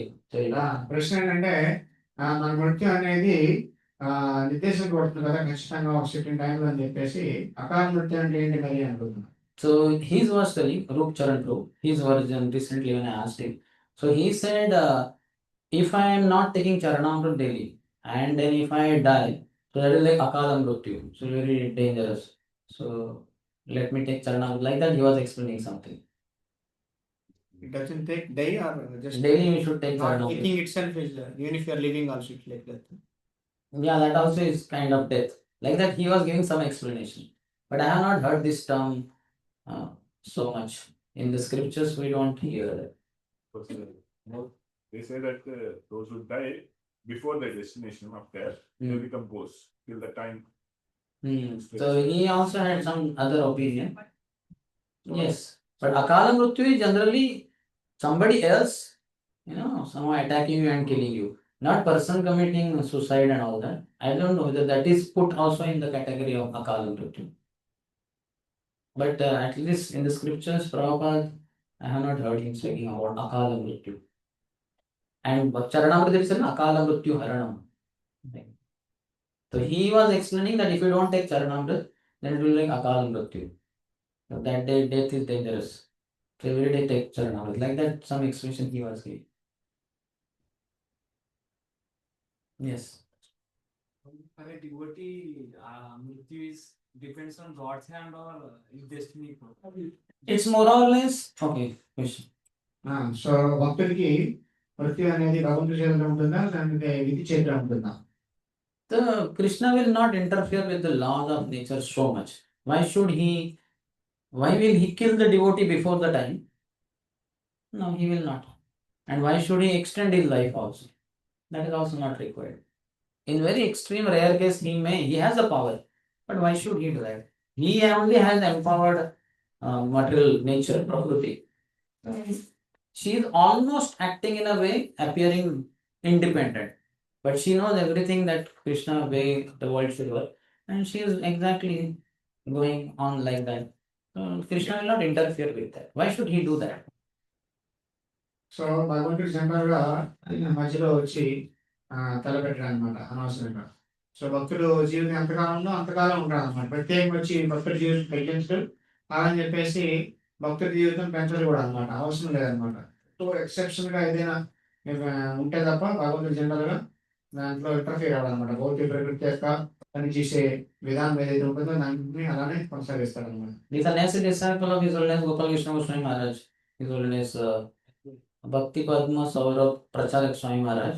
He also knows a lot of astrology. So he knew the charts of His Holiness Gopal Krishna Maharaj and said, Maharaj, please don't go to Dehradun. It's not good, Maharaj. Please stay in Delhi and all that. No, Maharaj said, no, how can I not go? I am the chairman for that, meeting. And we are getting land also for ISKCON. There is a Bhumi Pujan there. I need to go. So then he went and he left body because it was destined there. Maharaj, this Bhakti Padma Saurav Pracharak Maharaj, he knew that it's a time. So that's why he was requesting Guru Maharaj, please don't. But Maharaj went and that was there. He's from this place only, behind his home. Oh, So Padma Saurav. really? Yes. His house is here. Mother recently, Mother is 3 months back, left. Lived body. Oh, Just he is here only. He's from I'm here. This place. This place. Childhood and all. Tenali. Oh, yeah. Great. భక్తి పద్మ సౌరవ స్వామి మహారాజ్ అంతకుముందు కమాల్లో వచ్చింటాడు, అందరికి తెలిసే ఉంటుంది. So అతను మహారాజ్ గోపాలకృష్ణ మహారాజ్ అతని astrology తెలుసు అనమాట. So astrology ప్రకారం గోపాలకృష్ణ మహారాజ్ చెప్పారనమాట, మీరు డెహ్రాడూన్ వెళ్ళకండి, మంచిది కాదని చెప్పేసి, ఢిల్లీలో ఉందని చెప్పేసి అని చెప్పారనమాట. మహారాజ్ చెప్పారు, నేను డెహ్రాడూన్ జీబీసీని అక్కడ నేను ఇన్ఛార్జ్, నేను వెళ్ళాలి, ఇక్కడ ల్యాండ్ కూడా వస్తుంది, టెంపుల్ కూడా ఉంది, నేను వెళ్ళకుండా ఎలా ఉంటా, సేవ ఎలా ఆపేస్తా అని చెప్పేసి, ఎలా ఉన్నా ఏం జరిగినా డెస్టినీ ప్రకారం, బుద్ధి ప్రకారం ఎలా ఉన్నా నేను వెళ్తానని చెప్పేసి చెప్పారు. డెహ్రాడూన్లోనే మహారాజ్ శరీరం విడిచిపెట్టేశారు అనమాట. And devotee knows, na, see, those who are duffers, the boys in this college, and so they are just careless. And then when the exam comes, one or two tell, hey, what is the syllabus? Give me the notes, like that. But those who are smart boys, intelligent boys, they from beginning of the semester keep studying little, because then the exam is sure to be there. 5 months later, 6 months, it is there. So like that, why can't we also be intelligent people who know death is sure? And why not prepare now? Why at the last moment, no, please take me to ICU, whatever the expenditure, no problem, but let me live for 2-3 more days. What is the use? Now, when we are healthy and young also, why not practice bhakti very seriously and not worry about extending by 1 hour or 1-2 days? That is not required. So why should Krishna extend? Krishna devotee knows that I have to die. And he's preparing whole life for that only. We are preparing for death only. That is the final exam. So why should Krishna extend that period? Because he's a sincere devotee. He's fit. Even before death also, much before death also, he was ready. But because his destined time is there, let him be there, and he has desire to preach, let him preach till his last moment. Krishna will not interfere with that. అదేంటంటే student పరీక్ష కోసం అంటే పనిహాన్ student ఏం చేస్తారు, last unit లో వచ్చేసి వాడి notes ఈ నోట్స్ అని చెప్పేసి 2 రోజుల ముందు ఎగ్జామ్ అని చెప్పేసి టెన్షన్ పెడతారు అనమాట. చాలా ప్రయత్నం చేస్తారు. కానీ సిన్సియర్ స్టూడెంట్ వాడు ఏంటంటే ముందు నుంచి చక్కగా చదువుకుంటాడు, వాడికి టెన్షన్ ఉండదు అనమాట, ఎగ్జామ్ ఎప్పుడు వచ్చినా ప్రాబ్లం లేదు అనమాట, ఎందుకంటే ప్రిపేర్ అయ్యి ఉంటాడు అనమాట. సో అదేవిధంగా భక్తుడు అనేవాడు ముందు నుంచే చాలా ప్రిపేర్ అయ్యి ఉంటాడు కాబట్టి చావు సమయంలో టెన్షన్ పడిపోయి ఎలా ప్రిపేర్ అవ్వాలని చెప్పేసి టెన్షన్ పడ్డాడు అనమాట. సో భయం అనేది ఉండదు అనమాట. కాబట్టి వాడి కోసం డెత్ అనేది ఎగ్జామ్ అనేది కాబట్టి దాన్ని కాకుండా పోస్ట్ పోన్ చేయాల్సిన అవసరం లేదు, ఎందుకంటే జీవితాంతం ప్రిపేర్ అయ్యి ఉన్నాడు, డెత్కి సిద్ధంగా ఉంటాడు. ఎప్పుడైనా డెత్ వచ్చినా పర్వాలేదు భక్తుడికి, అతనికి ఏమి బాధ లేదనమాట. కాబట్టి ఎందుకంటే భక్తి చేశాడు కాబట్టి జీవితాంతం, కాబట్టి భగవంతుడు దాన్ని మళ్ళీ డెత్ని మార్చాల్సిన అవసరం లేదు. Prabhupada said that in the last days in his own life, if there are some difficulties, health issue, don't take me to doctor, hospital and put all these needles all over, ventilator, all that is not required. Prabhupada said, let us die peacefully in our temple only. So Prabhupada చెప్పారనమాట, నాకు అంటే ఆరోగ్యం బాగాని పరిస్థితుల్లో అవి ఇప్పుడు కూడా ఇంజక్షన్లు, పైపులు, ఆక్సిజన్ మాస్క్లు ఇవి అవి అన్ని పెట్టేసి డాక్టర్ దగ్గర తీసుకెళ్లాల్సిన అవసరం లేదు, చక్కగా చావు వస్తే మందిరంలోనే చక్కగా ప్రశాంతంగా శరీరాన్ని విడిచిపెట్టేద్దాం అని చెప్పేసి అంటారు. We know Prabhupada left body on 14 November 1977, and before that so many days, 27, 28 days, month or plus, he was bedridden. He was not able to get up. Was he ever taken to any hospital? No, because he had told plainly That let us die peacefully. Let me die here only in Krishna Balaram temple, Vrindavan. No need of going here. There no needle, no ventilator, nothing. And he left this world peacefully. So Prabhupada వారు November 14, 1977 శరీరం విడిచిపెట్టి రావద్దాం వెళ్ళారు. So అంతకు ముందు 27-28 days almost ఒక నెల రోజుల నుంచి ఏమీ తినట్లేదు, ప్లస్ అసలు మంచం నుంచి లేవలేకపోతున్నారు అనమాట. అలాంటి పరిస్థితి. కానీ ప్రభావం ఏ హాస్పిటల్కి ఎక్కడికి వెళ్ళలేదు, ఎక్కడే కృష్ణబలం వెళ్ళాడు, బృందావనంలో చక్కగా ఉన్న నా దేహాన్ని విడిచిపెడతానని చెప్పేసి అక్కడ ప్రశాంతంగా శరీరాన్ని విడిచిపెట్టారు. So now is the time to prepare for the final exam. Why to wait last moment, some extension? కాబట్టి ఇప్పుడు మనకి సమయం, సరైన సమయం ఆ ఎగ్జామ్ కోసం ప్రిపేర్ అవ్వడం కోసం. లాస్ట్ క్షణంలో దాన్ని ఎక్స్టెండ్ చేసుకుంటే మరి 4 రోజులు పెరిగితే బాగుండు, 4 రోజులు పెరిగితే బాగుండు ఆలోచించాల్సిన అవసరం లేదు. Is that okay? మంచి పాయింట్ ఏంటంటే ఒకటి ఎలాగైతే మనం దేని గురించి దేని మీద అటాచ్మెంట్ లేకపోతే వస్తుందంటే ఆ గోస్వామి ఎలాగైతే ఒక రోజు ఒక చెట్టుకొని ఉంటారో అది మంచి పాయింట్. క్వశ్చన్ ఏంటంటే ఇప్పుడు ప్రతి ఒక్కరు హృదయంలో భగవంతుడు వాళ్ళు మనం గౌరవించాలని అంటున్నారు కదా. ఇప్పుడు ఎవరైనా మనల్ని చీట్ చేశారు, ఏదైనా మోసం చేశారు, వాళ్ళు మనం దాన్ని ఎలా రిసీవ్ చేసుకోవాలి? But I have Telugu రాదు. Hare Krishna చెప్పండి. I can answer for all questions in Telugu. This question is that I heard him very attentively, could not understand one word also. he's asking me, you're hearing it, that it's fine. Yeah, I was hearing very attentively to try to understand what he's saying. Maybe he said 6 Goswami is every day different tree. I appreciated that point. Okay, yeah. That They were staying underneath every that different. liked in your class. So Question is, you said to respect the Lord is there in everyone's heart with everyone, but sometimes we are cheated by someone. How to see that person? because according to your graha kala nakshatra and all that, you are supposed to be cheated also. That is there in your destiny. All these lines are there.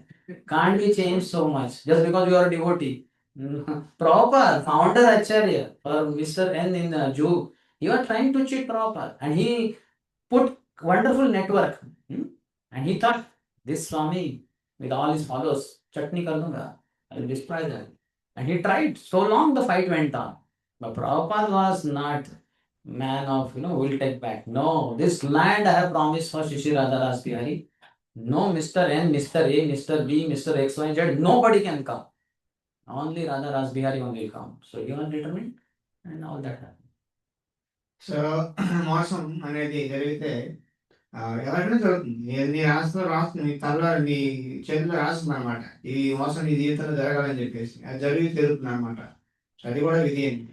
So భక్తుడిగానే జరుగుతుంది అనమాట. ప్రభుపాదునే మోసం చేయడానికి mister అని చాలా ప్రయత్నం చేశాడు, చాలా ఇబ్బంది పడ్డారు. ప్రభావ టెంపుల్ కోసం ప్రభా చెప్పాను రాధారాస్త్రి గారు ప్రామిస్ చేశారు టెంపుల్ కడతానని చెప్పేసి, మోసం చేస్తున్నాడు అని చెప్పేసి ప్రభావ చాలా ఫైట్ చేసి ఎవరు దాన్ని సాధిస్తారనమాట. వాడు పెద్ద పొలిటీషియన్స్ అంతా మొత్తం ప్రభావ మోసం చేద్దామని చెప్పేసి చాలా ప్రయత్నం చేశారు అనమాట.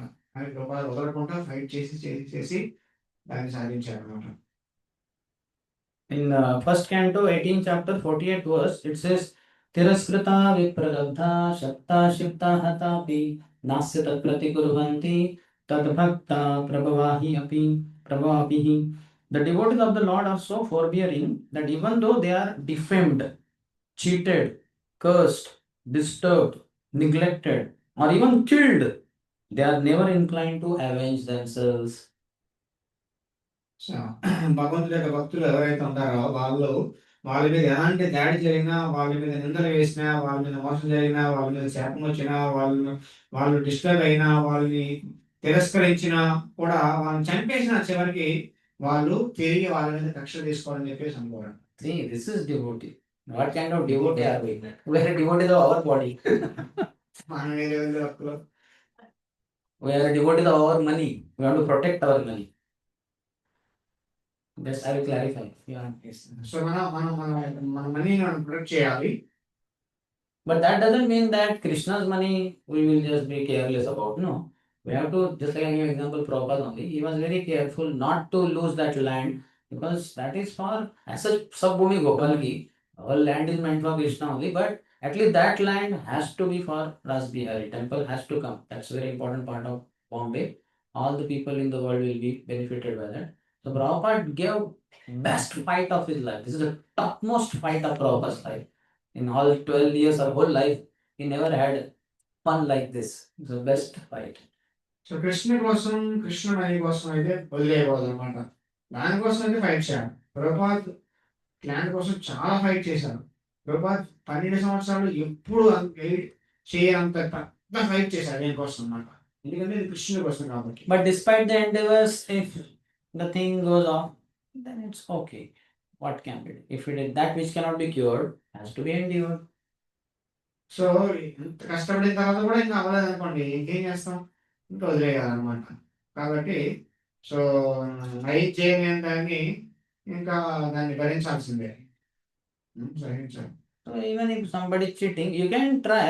If it is Krishna's money or you are going to use it for Krishna, you have to try your best to protect it. But despite the endeavor, if it goes off, okay, Krishna will send in future some other way. So Krishna మరిపోతే మనం దాన్ని తెచ్చుకోవడానికి ప్రయత్నం చేయాలి.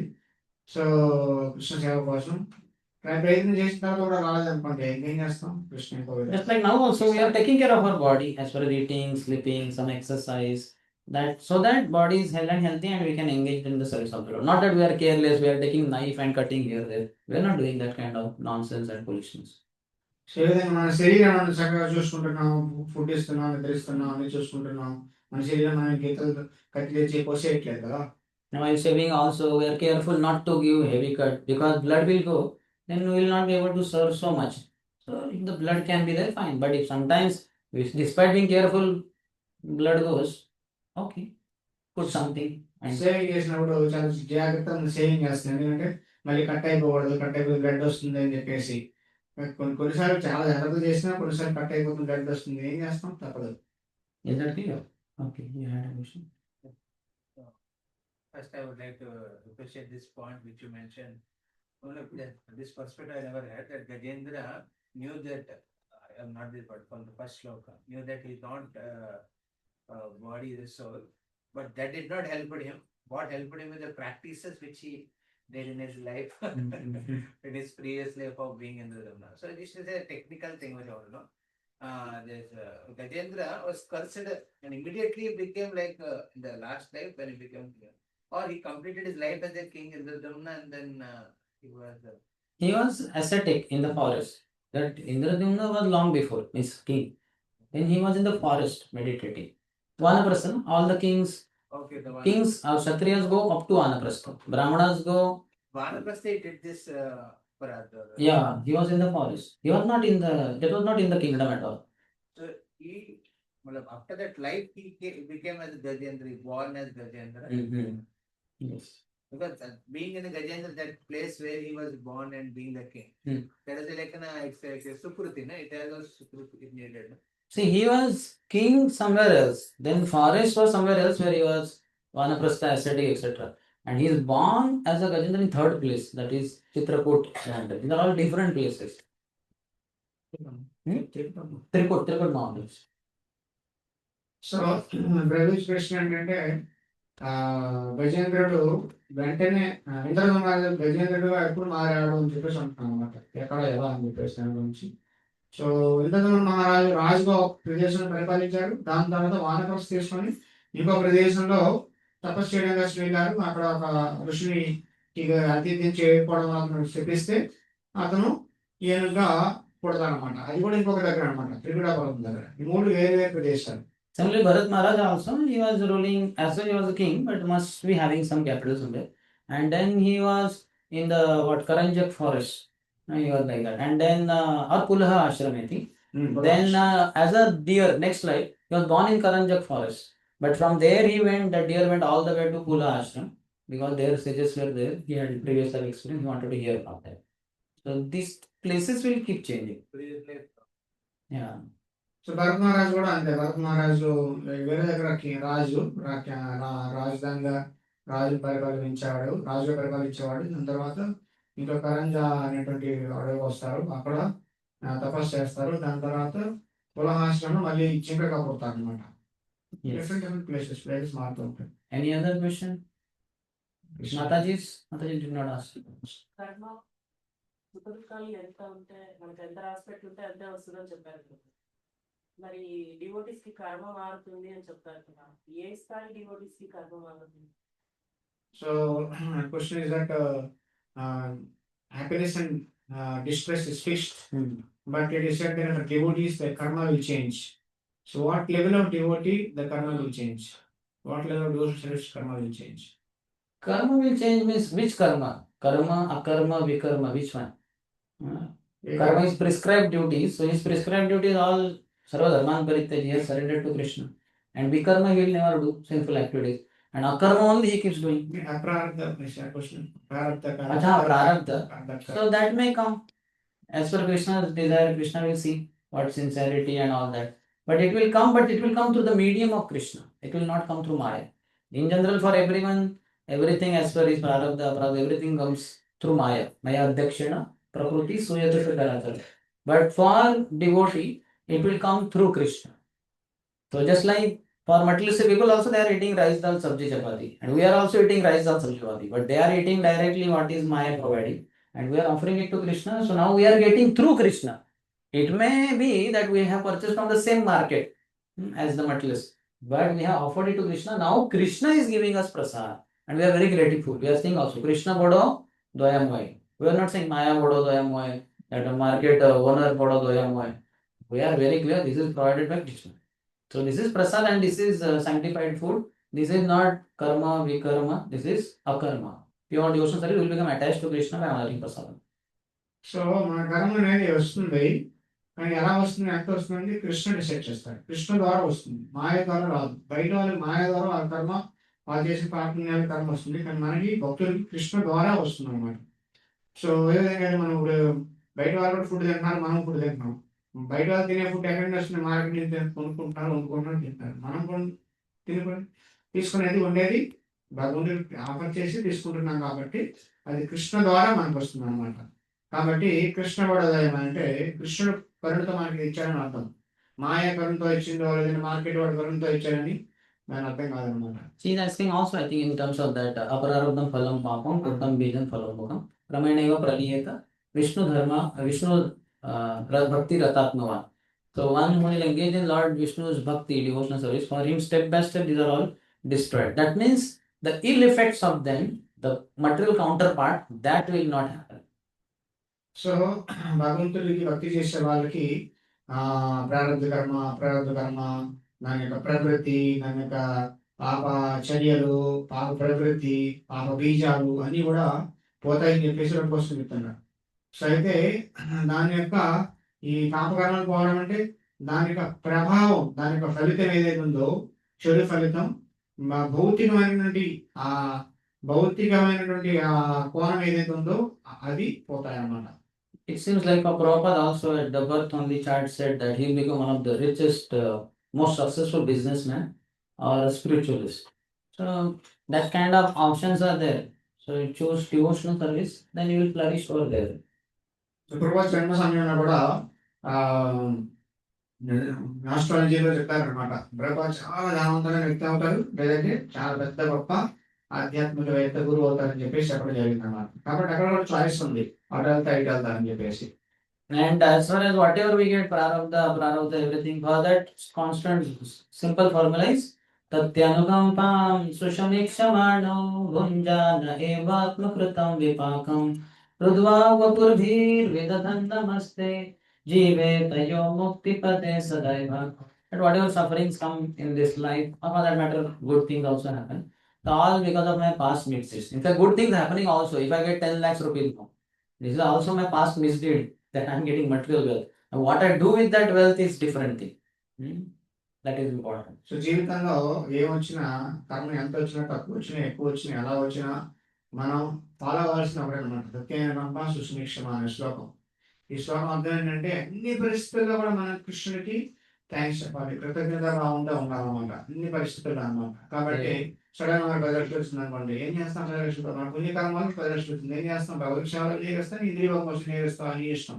With his body, mind and words, he continues serving the Lord. మనసావాచ కర్మ మన భగవంతుడి సేవ చేయడం మనం కంటిన్యూ చేయాలి. Whatever comes according to previous life, whatever, he just accepts it. ఏది వచ్చినా దాన్ని మనం యాక్సెప్ట్ చేస్తాం, భగవంతుడి సేవలో engage. Materialists don't accept it. They fight against the troubles and they try to preserve by all means whatever the facilities they get. భౌతికవాదులు ఆ కర్మను accept చేయాలన్నమాట. వాళ్ళు దానికి వ్యతిరేకంగా ఫైట్ చేసి దాన్ని ఓడించి దాన్ని జయించాలని ట్రై చేస్తారు. Devotee never gets into all these materialistic pursuits. So భక్తులు మాత్రం అలా కర్మ వ్యతిరేకంగా అంటే Yes. Next.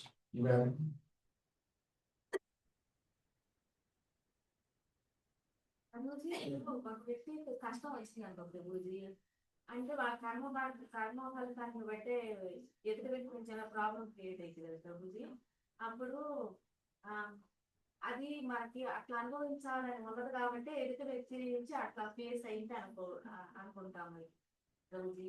అప్పుడు ఆ ఎదుటి వ్యక్తికి ఇప్పుడు వాళ్ళు దూషించిన ఏదైనా చేసినా ఇప్పుడు వాళ్ళకి కర్మ ఫలితం వస్తుందా, లేకపోతే భగవంతుడు అట్లా మనకి ఇట్లా చేశాడు కాబట్టి వాళ్ళ ద్వారా అట్లా వచ్చిందా అనుకోవాలి, ఆ ఫలితం వస్తుందా రాదా? Sir, question is that suppose I am supposed to get a bad karma through some person, X person. That person is blaming me or is becoming an instrument to delivering my karma.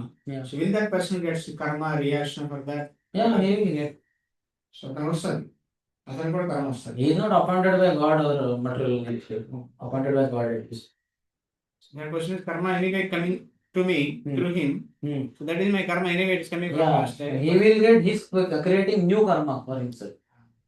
అతను కొత్త కర్మ create చేసుకుంటున్నాడు. అతను instrument అయ్యాడు మధ్యలో, కాబట్టి అతను అవడం వల్ల అతను కూడా ఆ సమస్య వస్తుంది. అతను కూడా కొత్త కర్మ వస్తున్నాడు. Like somebody supposed to die at this moment. So another somebody wants to kill someone, murderer. And he will exactly, both of them will meet and he will kill him. So Lord arranged for this person who was supposed to be killed to get killed. But now that person has started fresh karma. So he will be, in future life, he will be also killed. ఒక వ్యక్తి ఇక్కడ చనిపోవాలనుకోండి ఈ సమయంలో, so ఆ వ్యక్తిని చంపడానికి ఇంకోటి చంపాలని కోరుకుంటుంది అనమాట. ఆ వ్యక్తిని ఈ వ్యక్తిని భగవంతుడి దగ్గర తీసుకొస్తున్నమాట. ఈ వ్యక్తిని చంపుతాడు, కానీ ఆ చనిపోవాలి చచ్చిపోతాడు, కానీ వ్యక్తి చంపినందుకు వాడు చంపాలని కోరుకుంది కాబట్టి చంపాడు కాబట్టి వాడికి కొత్త కర్మ వస్తుంది, వచ్చే జన్మలో వాడు ఫేస్ చేయాలి. That's why scripture said don't sin. కాబట్టి శాస్త్రాలు చెప్తాను When he is going for murdering, he is sinning. That is not good. He will get reaction for it. పాపం చేయదని చెప్తున్నాను అనమాట. కాబట్టి చంపడానికి వెళ్తున్నాడు, చంపాడు కాబట్టి And the scriptures also tell the victim should know he is not at fault. It's just he's just an instrument of my karma. I have acted wrongly earlier, so he is not to be blamed. కాబట్టి బాధ్యత ఎవరైతే ఉన్నారో వాళ్ళు ఎలా అర్థం చేసుకోవాలంటే ఆ వ్యక్తిని బ్లేమ్ చేయడానికి లేదనమాట. ఆ వ్యక్తి అతను నిందించడానికి లేదు, నా కర్మని ఇతను ఇచ్చాడని చెప్పేసి అనుకోవడం అంతే. బాధ్యత మాత్రం అలా భావించాలి, కానీ ఆ వ్యక్తి అలా భావించకూడదు. So both are being protected by scriptures if they follow the scriptures. ఇద్దరిని శాస్త్రాలు రక్షిస్తున్నాయి అనమాట, శాస్త్రాలు ఫాలో అయితే. We will be victims sometime or the other, somewhere. So we have to just understand, okay, he is just an instrument of my karma. He cannot be blamed. I have to suffer. If not him, then somebody else will come in life.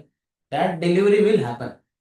Isn't it? నా దుఃఖం నాకు వస్తుంది, ఈ వ్యక్తి ద్వారా వస్తుంది. ఈ వ్యక్తి రాకపోతే ఇంకో వ్యక్తి ద్వారా వస్తుంది. రాకుండా అనేది ఉండదు, కర్మ అనేది వస్తుంది. ఈ వ్యక్తి ఇన్స్ట్రుమెంట్ అయ్యాడు కాబట్టి నన్ను బ్లేమ్ చేయద్దు, నేను చెప్తున్నా నువ్వు బ్లేమ్ చేయకుండా నువ్వు రక్షింపబడతావు. ఆ వ్యక్తిని పాపం చేయొద్దని చెప్పేసి శాస్త్రం చెప్తుంది. ఆ వ్యక్తిని చేయడం ద్వారా ఆ వ్యక్తి ఫాలో అవడం వల్ల ఆ వ్యక్తి కూడా రక్షింపబడతాడు. Just like simple day-to-day example that the courier company, your father or somebody sent money and that person was getting, but on the way he had heart attack, he died. So the courier company will make sure that you get it through some other courier man. That man is gone who got the money from your father. Somebody else will deliver, but delivery will happen. నాన్న మీకు money order చేశారు అనుకోండి, money order తెచ్చే వ్యక్తి మధ్యలో order తెచ్చిపోతే money order ఆగిపోతుందా? రాదా? Money ఆ company వాళ్ళు ఇంకొకటి పంపించే మనీ పంపిస్తారు మీ దగ్గరికి. కాబట్టి అది తేవాల్సిన వ్యక్తి ఎవడో మారుతూ ఉండొచ్చు, కానీ నీకు రావాల్సిన మనీ అయితే నీకు వచ్చేస్తుంది. Yes. Any other? అనిపిస్తున్నాయి. ప్రభుజీ ఇప్పుడు చాలా భక్తులు ఉన్నారు ప్రభుజీ. ఆ వ్యక్తి ఇప్పుడు భక్తుడు అని చెప్పడానికి ఏ స్థాయికి వస్తే అప్పుడు భక్తులు అనగలం? Question is that so we are all in sadhana bhakti. So when a person comes to what level we can say that he is actually really a devotee? No. Even somebody says 10 years later, I will start chanting one round of Hare Krishna mantra. He is also devotee. Thanks. ఎవరి భక్తులు అంటే ఇప్పుడు ఎవరిని చెప్తే ఇప్పుడు జపం చేయని వ్యక్తి 10 సంవత్సరాల తర్వాత నేను జపం చేస్తానని చెప్తే ఆ వ్యక్తి కూడా డివోటీనే. It is said the moment he says this, whether he will do this or not, nobody knows. Brahma takes arti plate, he goes blow the pan and starts worshipping that person. My God, this person after 10 years going to standing Bhakta. But according to ISKCON standard, nobody, hey, what? The post dated check. Now you start 16 rounds. Today one. So ఎవరైనా 10 సంవత్సరాల తర్వాత జపం చేస్తానంటే ఆ వ్యక్తి భక్తులుగా చూడాలి. ఎవరైనా 10 సంవత్సరాలు జపం చేస్తానంటే బ్రహ్మదేవుడు ఆరతి ప్లేట్ తీసుకుని అతను పూజించడానికి సిద్ధపడతాడంట. 10 సంవత్సరం తర్వాత ఇతను జపం చేస్తాడని చెప్పేసి అన్నాడు అని చెప్పేసి. కానీ ఇస్లాం స్టాండర్డ్ ప్రకారం 10 సంవత్సరాల తర్వాత కాదు, ఇప్పుడు చేయి 10 సంవత్సరాలు పోస్ట్ డేట్ చెక్ బ్యాంక్ లో డబ్బులు లేకుండా చెక్ ఇస్తే ఏం పని ఇక్కడ అన్నట్టుగా చూస్తారనమాట. That also proves that we are not in Brahma Madhva Gaudiya Sampradaya because we are not following Brahma. దాని అర్థం ఏంటంటే మన సంప్రదాయం లేదు, మన సంప్రదాయ ఆచార్య బ్రహ్మ అనమాట.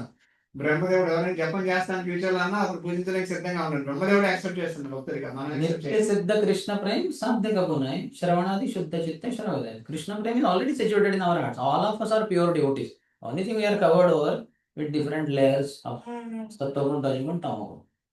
సో కృష్ణ ప్రేమ అనేది ప్రతి ఒక్కళ్ళలో ఉందన్నమాట. అది పూర్తిగా ఆవృతమై కప్పబడి ఉందన్నమాట. కాబట్టి అది భక్తి చేస్తే బయటకు వస్తుంది. కానీ అందరూ కృష్ణ భక్తి మీద ఉంది.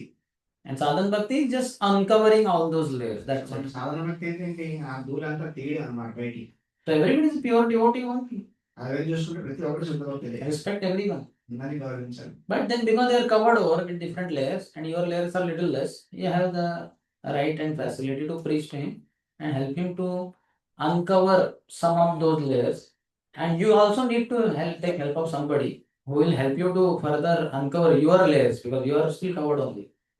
సో కొంతమందికి కప్పడం అనేది చాలా ఎక్కువగా, ఆవరణ అనేది చాలా ఎక్కువ ఉంటుంది, మనకు తక్కువ ఉంది అనమాట. కాబట్టి వాళ్ళు మనం హెల్ప్ చేయాలి. అలా ధూళి అంతా దొరకడానికి మనం కొద్దిగా హెల్ప్ చేయాలి. మనం కూడా చేయడానికి హెల్ప్ చేసుకోవాలి. ఎందుకంటే మనం కూడా పూర్తిగా కప్పబడి ఎనర్దాలు కప్పబడి ఉన్నాం కాబట్టి.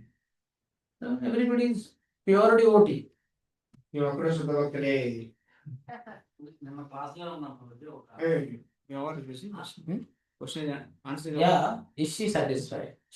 Her face appears like, what is this answer? Everybody is pure devotee. I thought only I am the devotee in the whole creation and the whole world, nobody is a devotee. And this Prabhu is saying everybody is pure devotee. మీరు సంతృప్తి చెందారా? ప్రభు చెప్తున్నారు అందరూ శుద్ధ భక్తులు అంటున్నారు, నేను ఎంతవరకు నేనే భక్తురాలు, ఇంకెవరు భక్తులు కాదనిపిస్తుంది. ఇప్పుడు అందరూ శుద్ధ భక్తులు అంటున్నారని అనిపిస్తుందా, లేదంటే నీకు సంతృప్తి కలిగిందా? She is forced to be satisfied. బలవంతంగా సంతృప్తి చెందుతున్నారా? చెప్పేదానికి ఆలోచిస్తున్నాను. Thinking about what your answer, Oh, meditating and reflecting. that's what her experience. నేను ఒక ఉందన్నమాట, కొద్దిగా కన్ఫ్యూజింగ్ ఉంది, ఇంకా సాటిస్ఫై అయినట్టు కనిపించట్లేదు అంటున్నా. I can't understand what comes out of her mouth, but seeing the face, I can understand what is going on in the heart. మిమ్మల్ని చూస్తే అర్థం అవుతుంది మీ మనసులో ఏముందో, ఆయన ఎలా ఆలోచిస్తున్నారు అంటే దీని గురించి ఆలోచిస్తున్నాను. Yes, Prabhu. అంటే నాకు క్లాస్ లో విన్నప్పుడు ఒక ప్రభు చెప్పారు, చైతన్య మహాప్రభు చెప్తారు, ఒక్కసారి ఎవరైనా హరే కృష్ణ అన్న వాళ్ళు వైష్ణవ అంటేనే పరిగణించారు. అంటే ఇప్పుడు చెప్పింది ప్రభు చెప్పినందుకు అది నాకు Comment is that Mahaprabhu said that anybody has stand once he is considered to be devotee. I heard it used comment. Yeah, everybody is pure devotee. They are only covered over. Nitya Siddha Krishna Prem. Sadhya Kabuna. You don't have to achieve Krishna Prem from outside. It is there already. But Shravanadi Shuddha Chitta. When you begin Bhakti with Shravan, Kirtan, Smaran, these layers are uncovered. And then inside your Krishna Bhakti, Krishna Prem is like very effulgent daytime sun. But the clouds they may cover, anarthas and this ignorance. These are the two. Clouds are anarthas are compared to clouds. It's completely blocked. And the mist is there, and like anarthas. So these two, when the sun is very bright, eventually these are all removed. And then we are all pure devotee only. There is one lecture of His Holiness Radhakrishna Maharaj which I heard, not all these details. That was something like how to become pure devotee. I thought, wow, great. I took the cassette, it was in cassette form. And I saw it was halfway through. I was wondering who is the person earlier who heard only half the lecture. So then I put it, I rewinded the whole thing and I started hearing from beginning. And almost in the beginning, Maharaj says, where is the question of becoming pure devotee? We are already pure devotees. Only we are covered. Then I said, okay, that's why that devotee did not hear the whole lecture itself. He only heard half. Then he understood, I thought Maharaj will give some tips. Do this, do that, and then you'll become pure devotee. Maharaj said, already you are pure devotees. Only uncovering, and uncovering is through bhakti process. Shravanam, Kirtana, all that. So నిత్య సిద్ధి కృష్ణ ప్రేమ సాధక ఏంటంటే అంటే దీని అర్థం ఏంటంటే కృష్ణ ప్రేమ already మన హృదయంలో ఉంది. అది ఎక్కడి నుంచి బయట నుంచి తెచ్చేసి కొనేసి ఎక్కడి నుంచి సాధించాల్సింది కాదనమాట. ఆల్రెడీ ఉంది, కానీ అది పూర్తిగా కవర్ చేయబడి ఉంది. దాన్ని మనం ఆ కవరింగ్ ని ఆవరణం ఏదైతే ఉందో దాని అంతటి తొలగించాలన్నమాట. కాబట్టి తొలగించిన ఇప్పుడు సూర్యుడు ఉన్నాడు, సూర్యుడి నుంచి మేఘాలు ఇవన్నీ ఉన్నాయి కదా, మేఘాల వల్ల మంచు అంతా కూడా కరగదు అనమాట. మేఘాలని అనర్థాన్ని మేఘాలు పోతే మంచు అనేది కరిగిపోతుంది అనమాట, అనర్థాన్ని పోతాయి అనమాట. కాబట్టి సో కృష్ణ ప్రేమ అనేది మనలో ఆల్రెడీ ఉంది. జస్ట్ సాధన భక్తి ద్వారా మనం ఈ అనర్థాన్ని తొలగించాలి. రాధన స్వామి లెక్చర్ ఉందన్నమాట, పేరంటే శుద్ధ భక్తులు ఎలా అవ్వాలని చెప్పేసి. నేను విన్నా అని చెప్పేసి అంటే ఎవరు ఆల్రెడీ సడన్గా ఆపేసి అనమాట. మళ్ళీ మొదటి నుంచి నేను స్టార్ట్ చేసి విన్నాను అనమాట. సో మహారాజ్ ఏం స్టార్ట్ చేస్తారంటే అందరూ శుద్ధ భక్తులే, అందులో ఉన్నటువంటి అనర్థాన్ని మనం రిమూవ్ చేయాలి అని చెప్పేసి అంటారు అనమాట. నేను ఏదో ఉందా అనుకున్నా, కానీ అందరూ శుద్ధ భక్తులు అన్నాక అర్థమైంది అనమాట అని చెప్పేసి అంటున్నాను. That's how you become frustrated in preaching endeavors. Somebody is not taking the mala or beads or the book. What is this? Because we think we are going to make him devotee. He's already devotee. We understand, okay, his layers are a little more. Some more practice, exposure to Bhakti required, then he'll pick up. So we'll never be frustrated. The whole world doesn't accept still. Like Prabhupada also, he was never frustrated. When everything failed in India for 41 years of endeavors, so much endeavor, then he decided, okay, let me go to West. This looks completely illogical and apparently foolish, but it is not foolish because he knows, Indians are just copying, imitating foreigners. But preach to them because they are also pure devotees. And then just uncovering, and that will happen. So మనమేమన్నా ప్రచారం చేసినప్పుడు నేను శుద్ధ భక్తులు చేస్తున్నా, నేను భక్తులు చేసేస్తానని చెప్పేసి అనుకున్నాం. మనం భక్తులు చేయట్లా, మనం జస్ట్ హెల్ప్ చేస్తున్నాం. ఆల్రెడీ భక్తులే వాడు, మనం జస్ట్ హెల్ప్ చేస్తున్నమాట. కాబట్టి వాడు భక్తులు అవ్వకపోతే జపం చేయకపోతే మనం ఫ్రస్ట్రేట్ అయిపోతాం అనమాట. ఎందుకు? మనం యాక్చువల్గా సిద్ధాంతం తెలియట్లేదు కాబట్టి. ప్రభుపాద వారు అలా ఫ్రస్ట్రేట్ అవ్వాల. ఎందుకని? ఇండియాలో 40 సంవత్సరాలు ప్రచారం చేశారు, ఒక్కడ కూడా భక్తులు అవ్వాలి, ఎవరు తీసుకోవట్లేదు సీరియస్ గా. అందుకని అమెరికా వెళ్ళారు అనమాట. ఇండియాలో భక్తులు అవ్వకపోతే అమెరికా భక్తులు అవుతారు కదా. ఆ ప్రయత్నం చూస్తేనే మూర్ఖత్వం కనిపిస్తుంది బహిరంగంగా, కానీ కాదనమాట. ఎందుకంటే ఇండియాలో అందరూ వెస్ట్ని అనుకరణ చేస్తున్నారు కాబట్టి వెస్ట్ వాళ్ళు డివోటీస్ ఇండియా వాళ్ళు కూడా అవుతారని చెప్పేసి వెస్ట్ వెళ్ళి ప్రచారం చేశారు. Any other? ప్రశ్న Okay. I think it has been good. Brilliant. Radhashrimad Bhagavatam ki jai, Vishnu Prabhupada ki jai, Samaveda Gaura Bhakta Vrinda ki jai, Nitai Gaur Premanandi.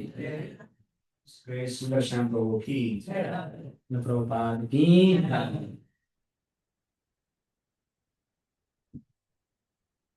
Evening class పెట్టింది. Yeah. But what is your plan? I'm not sure. Yeah, there. Here only. We'll stay tonight here only. Night will not stay. Then we have to leave. Tonight, What time we need to leave? Latest by? And what about that Goshala on the way? between which, you know? Is it? It is like Tenali, Vijayawada on the way. 5 kilometers only. Huh? 10 kilometers. 10 kilometers coming going. Why to waste time? 5 kilometers. But still 10 kilometers. Why to waste time? 5 kilometers. On the way only we can cover it, no? What's the point of being here? You can cover in the evening after class, I think maybe. What time you can have class, coach? What time? They will have. We can have class anytime. 3 to 4:30 we can have. All can be invited. But will they be able to come? Evening class. Mataji will come. Evening class. Housewives. Evening class ఎంతమంది వస్తారు? 8 to 4:30. అంటే అందరూ ఫ్రీగానే ఉంటారు. ఏంటంటే they do reading Prabhuji. Oh, really? 1.5 hour they do reading. Okay, so they can come here. Then after 4:30 we'll take prasad and then on the way we'll visit Goshala and then proceed further. So after class you have prasadam, then Yeah. 3 to 4:30 class and 4:30 prasadam. That Mother Local Prove have to come in show. You will You be can I'll push it. His son has a 10th standard exam. tomorrow. I'll inform that we'll come like that time. I will just visit and proceed. Nothing there. There's no program there. Rajagopal okay so 3 to 4:30 అందరూ కావాలి. ప్రభు జనాలు వస్తారు. Prabhuji are busy. Always welcome only to 3 ठीक है. Yogakshemam Mahamyam. You come for the class, Krishna will preserve whatever you have, and whatever you lack, he will provide. Class వస్తే కృష్ణుని దగ్గర రక్షిస్తారు, లేదంతా ఇస్తారు. Fully convinced of this, we never got into job only. And Krishna has fulfilled his promise. I am experiencing Yogakshemam. So Krishna అన్ని ఇస్తారనే అనుభవం నాకు ఉంది. అందుకే నేను జాబ్ చేయట్లా, అన్ని ఇస్తున్నాడు. 30 సంవత్సరాల నుంచి అన్ని ఎక్స్పీరియన్స్ చేస్తున్నాను. Okay, Hare Krishna.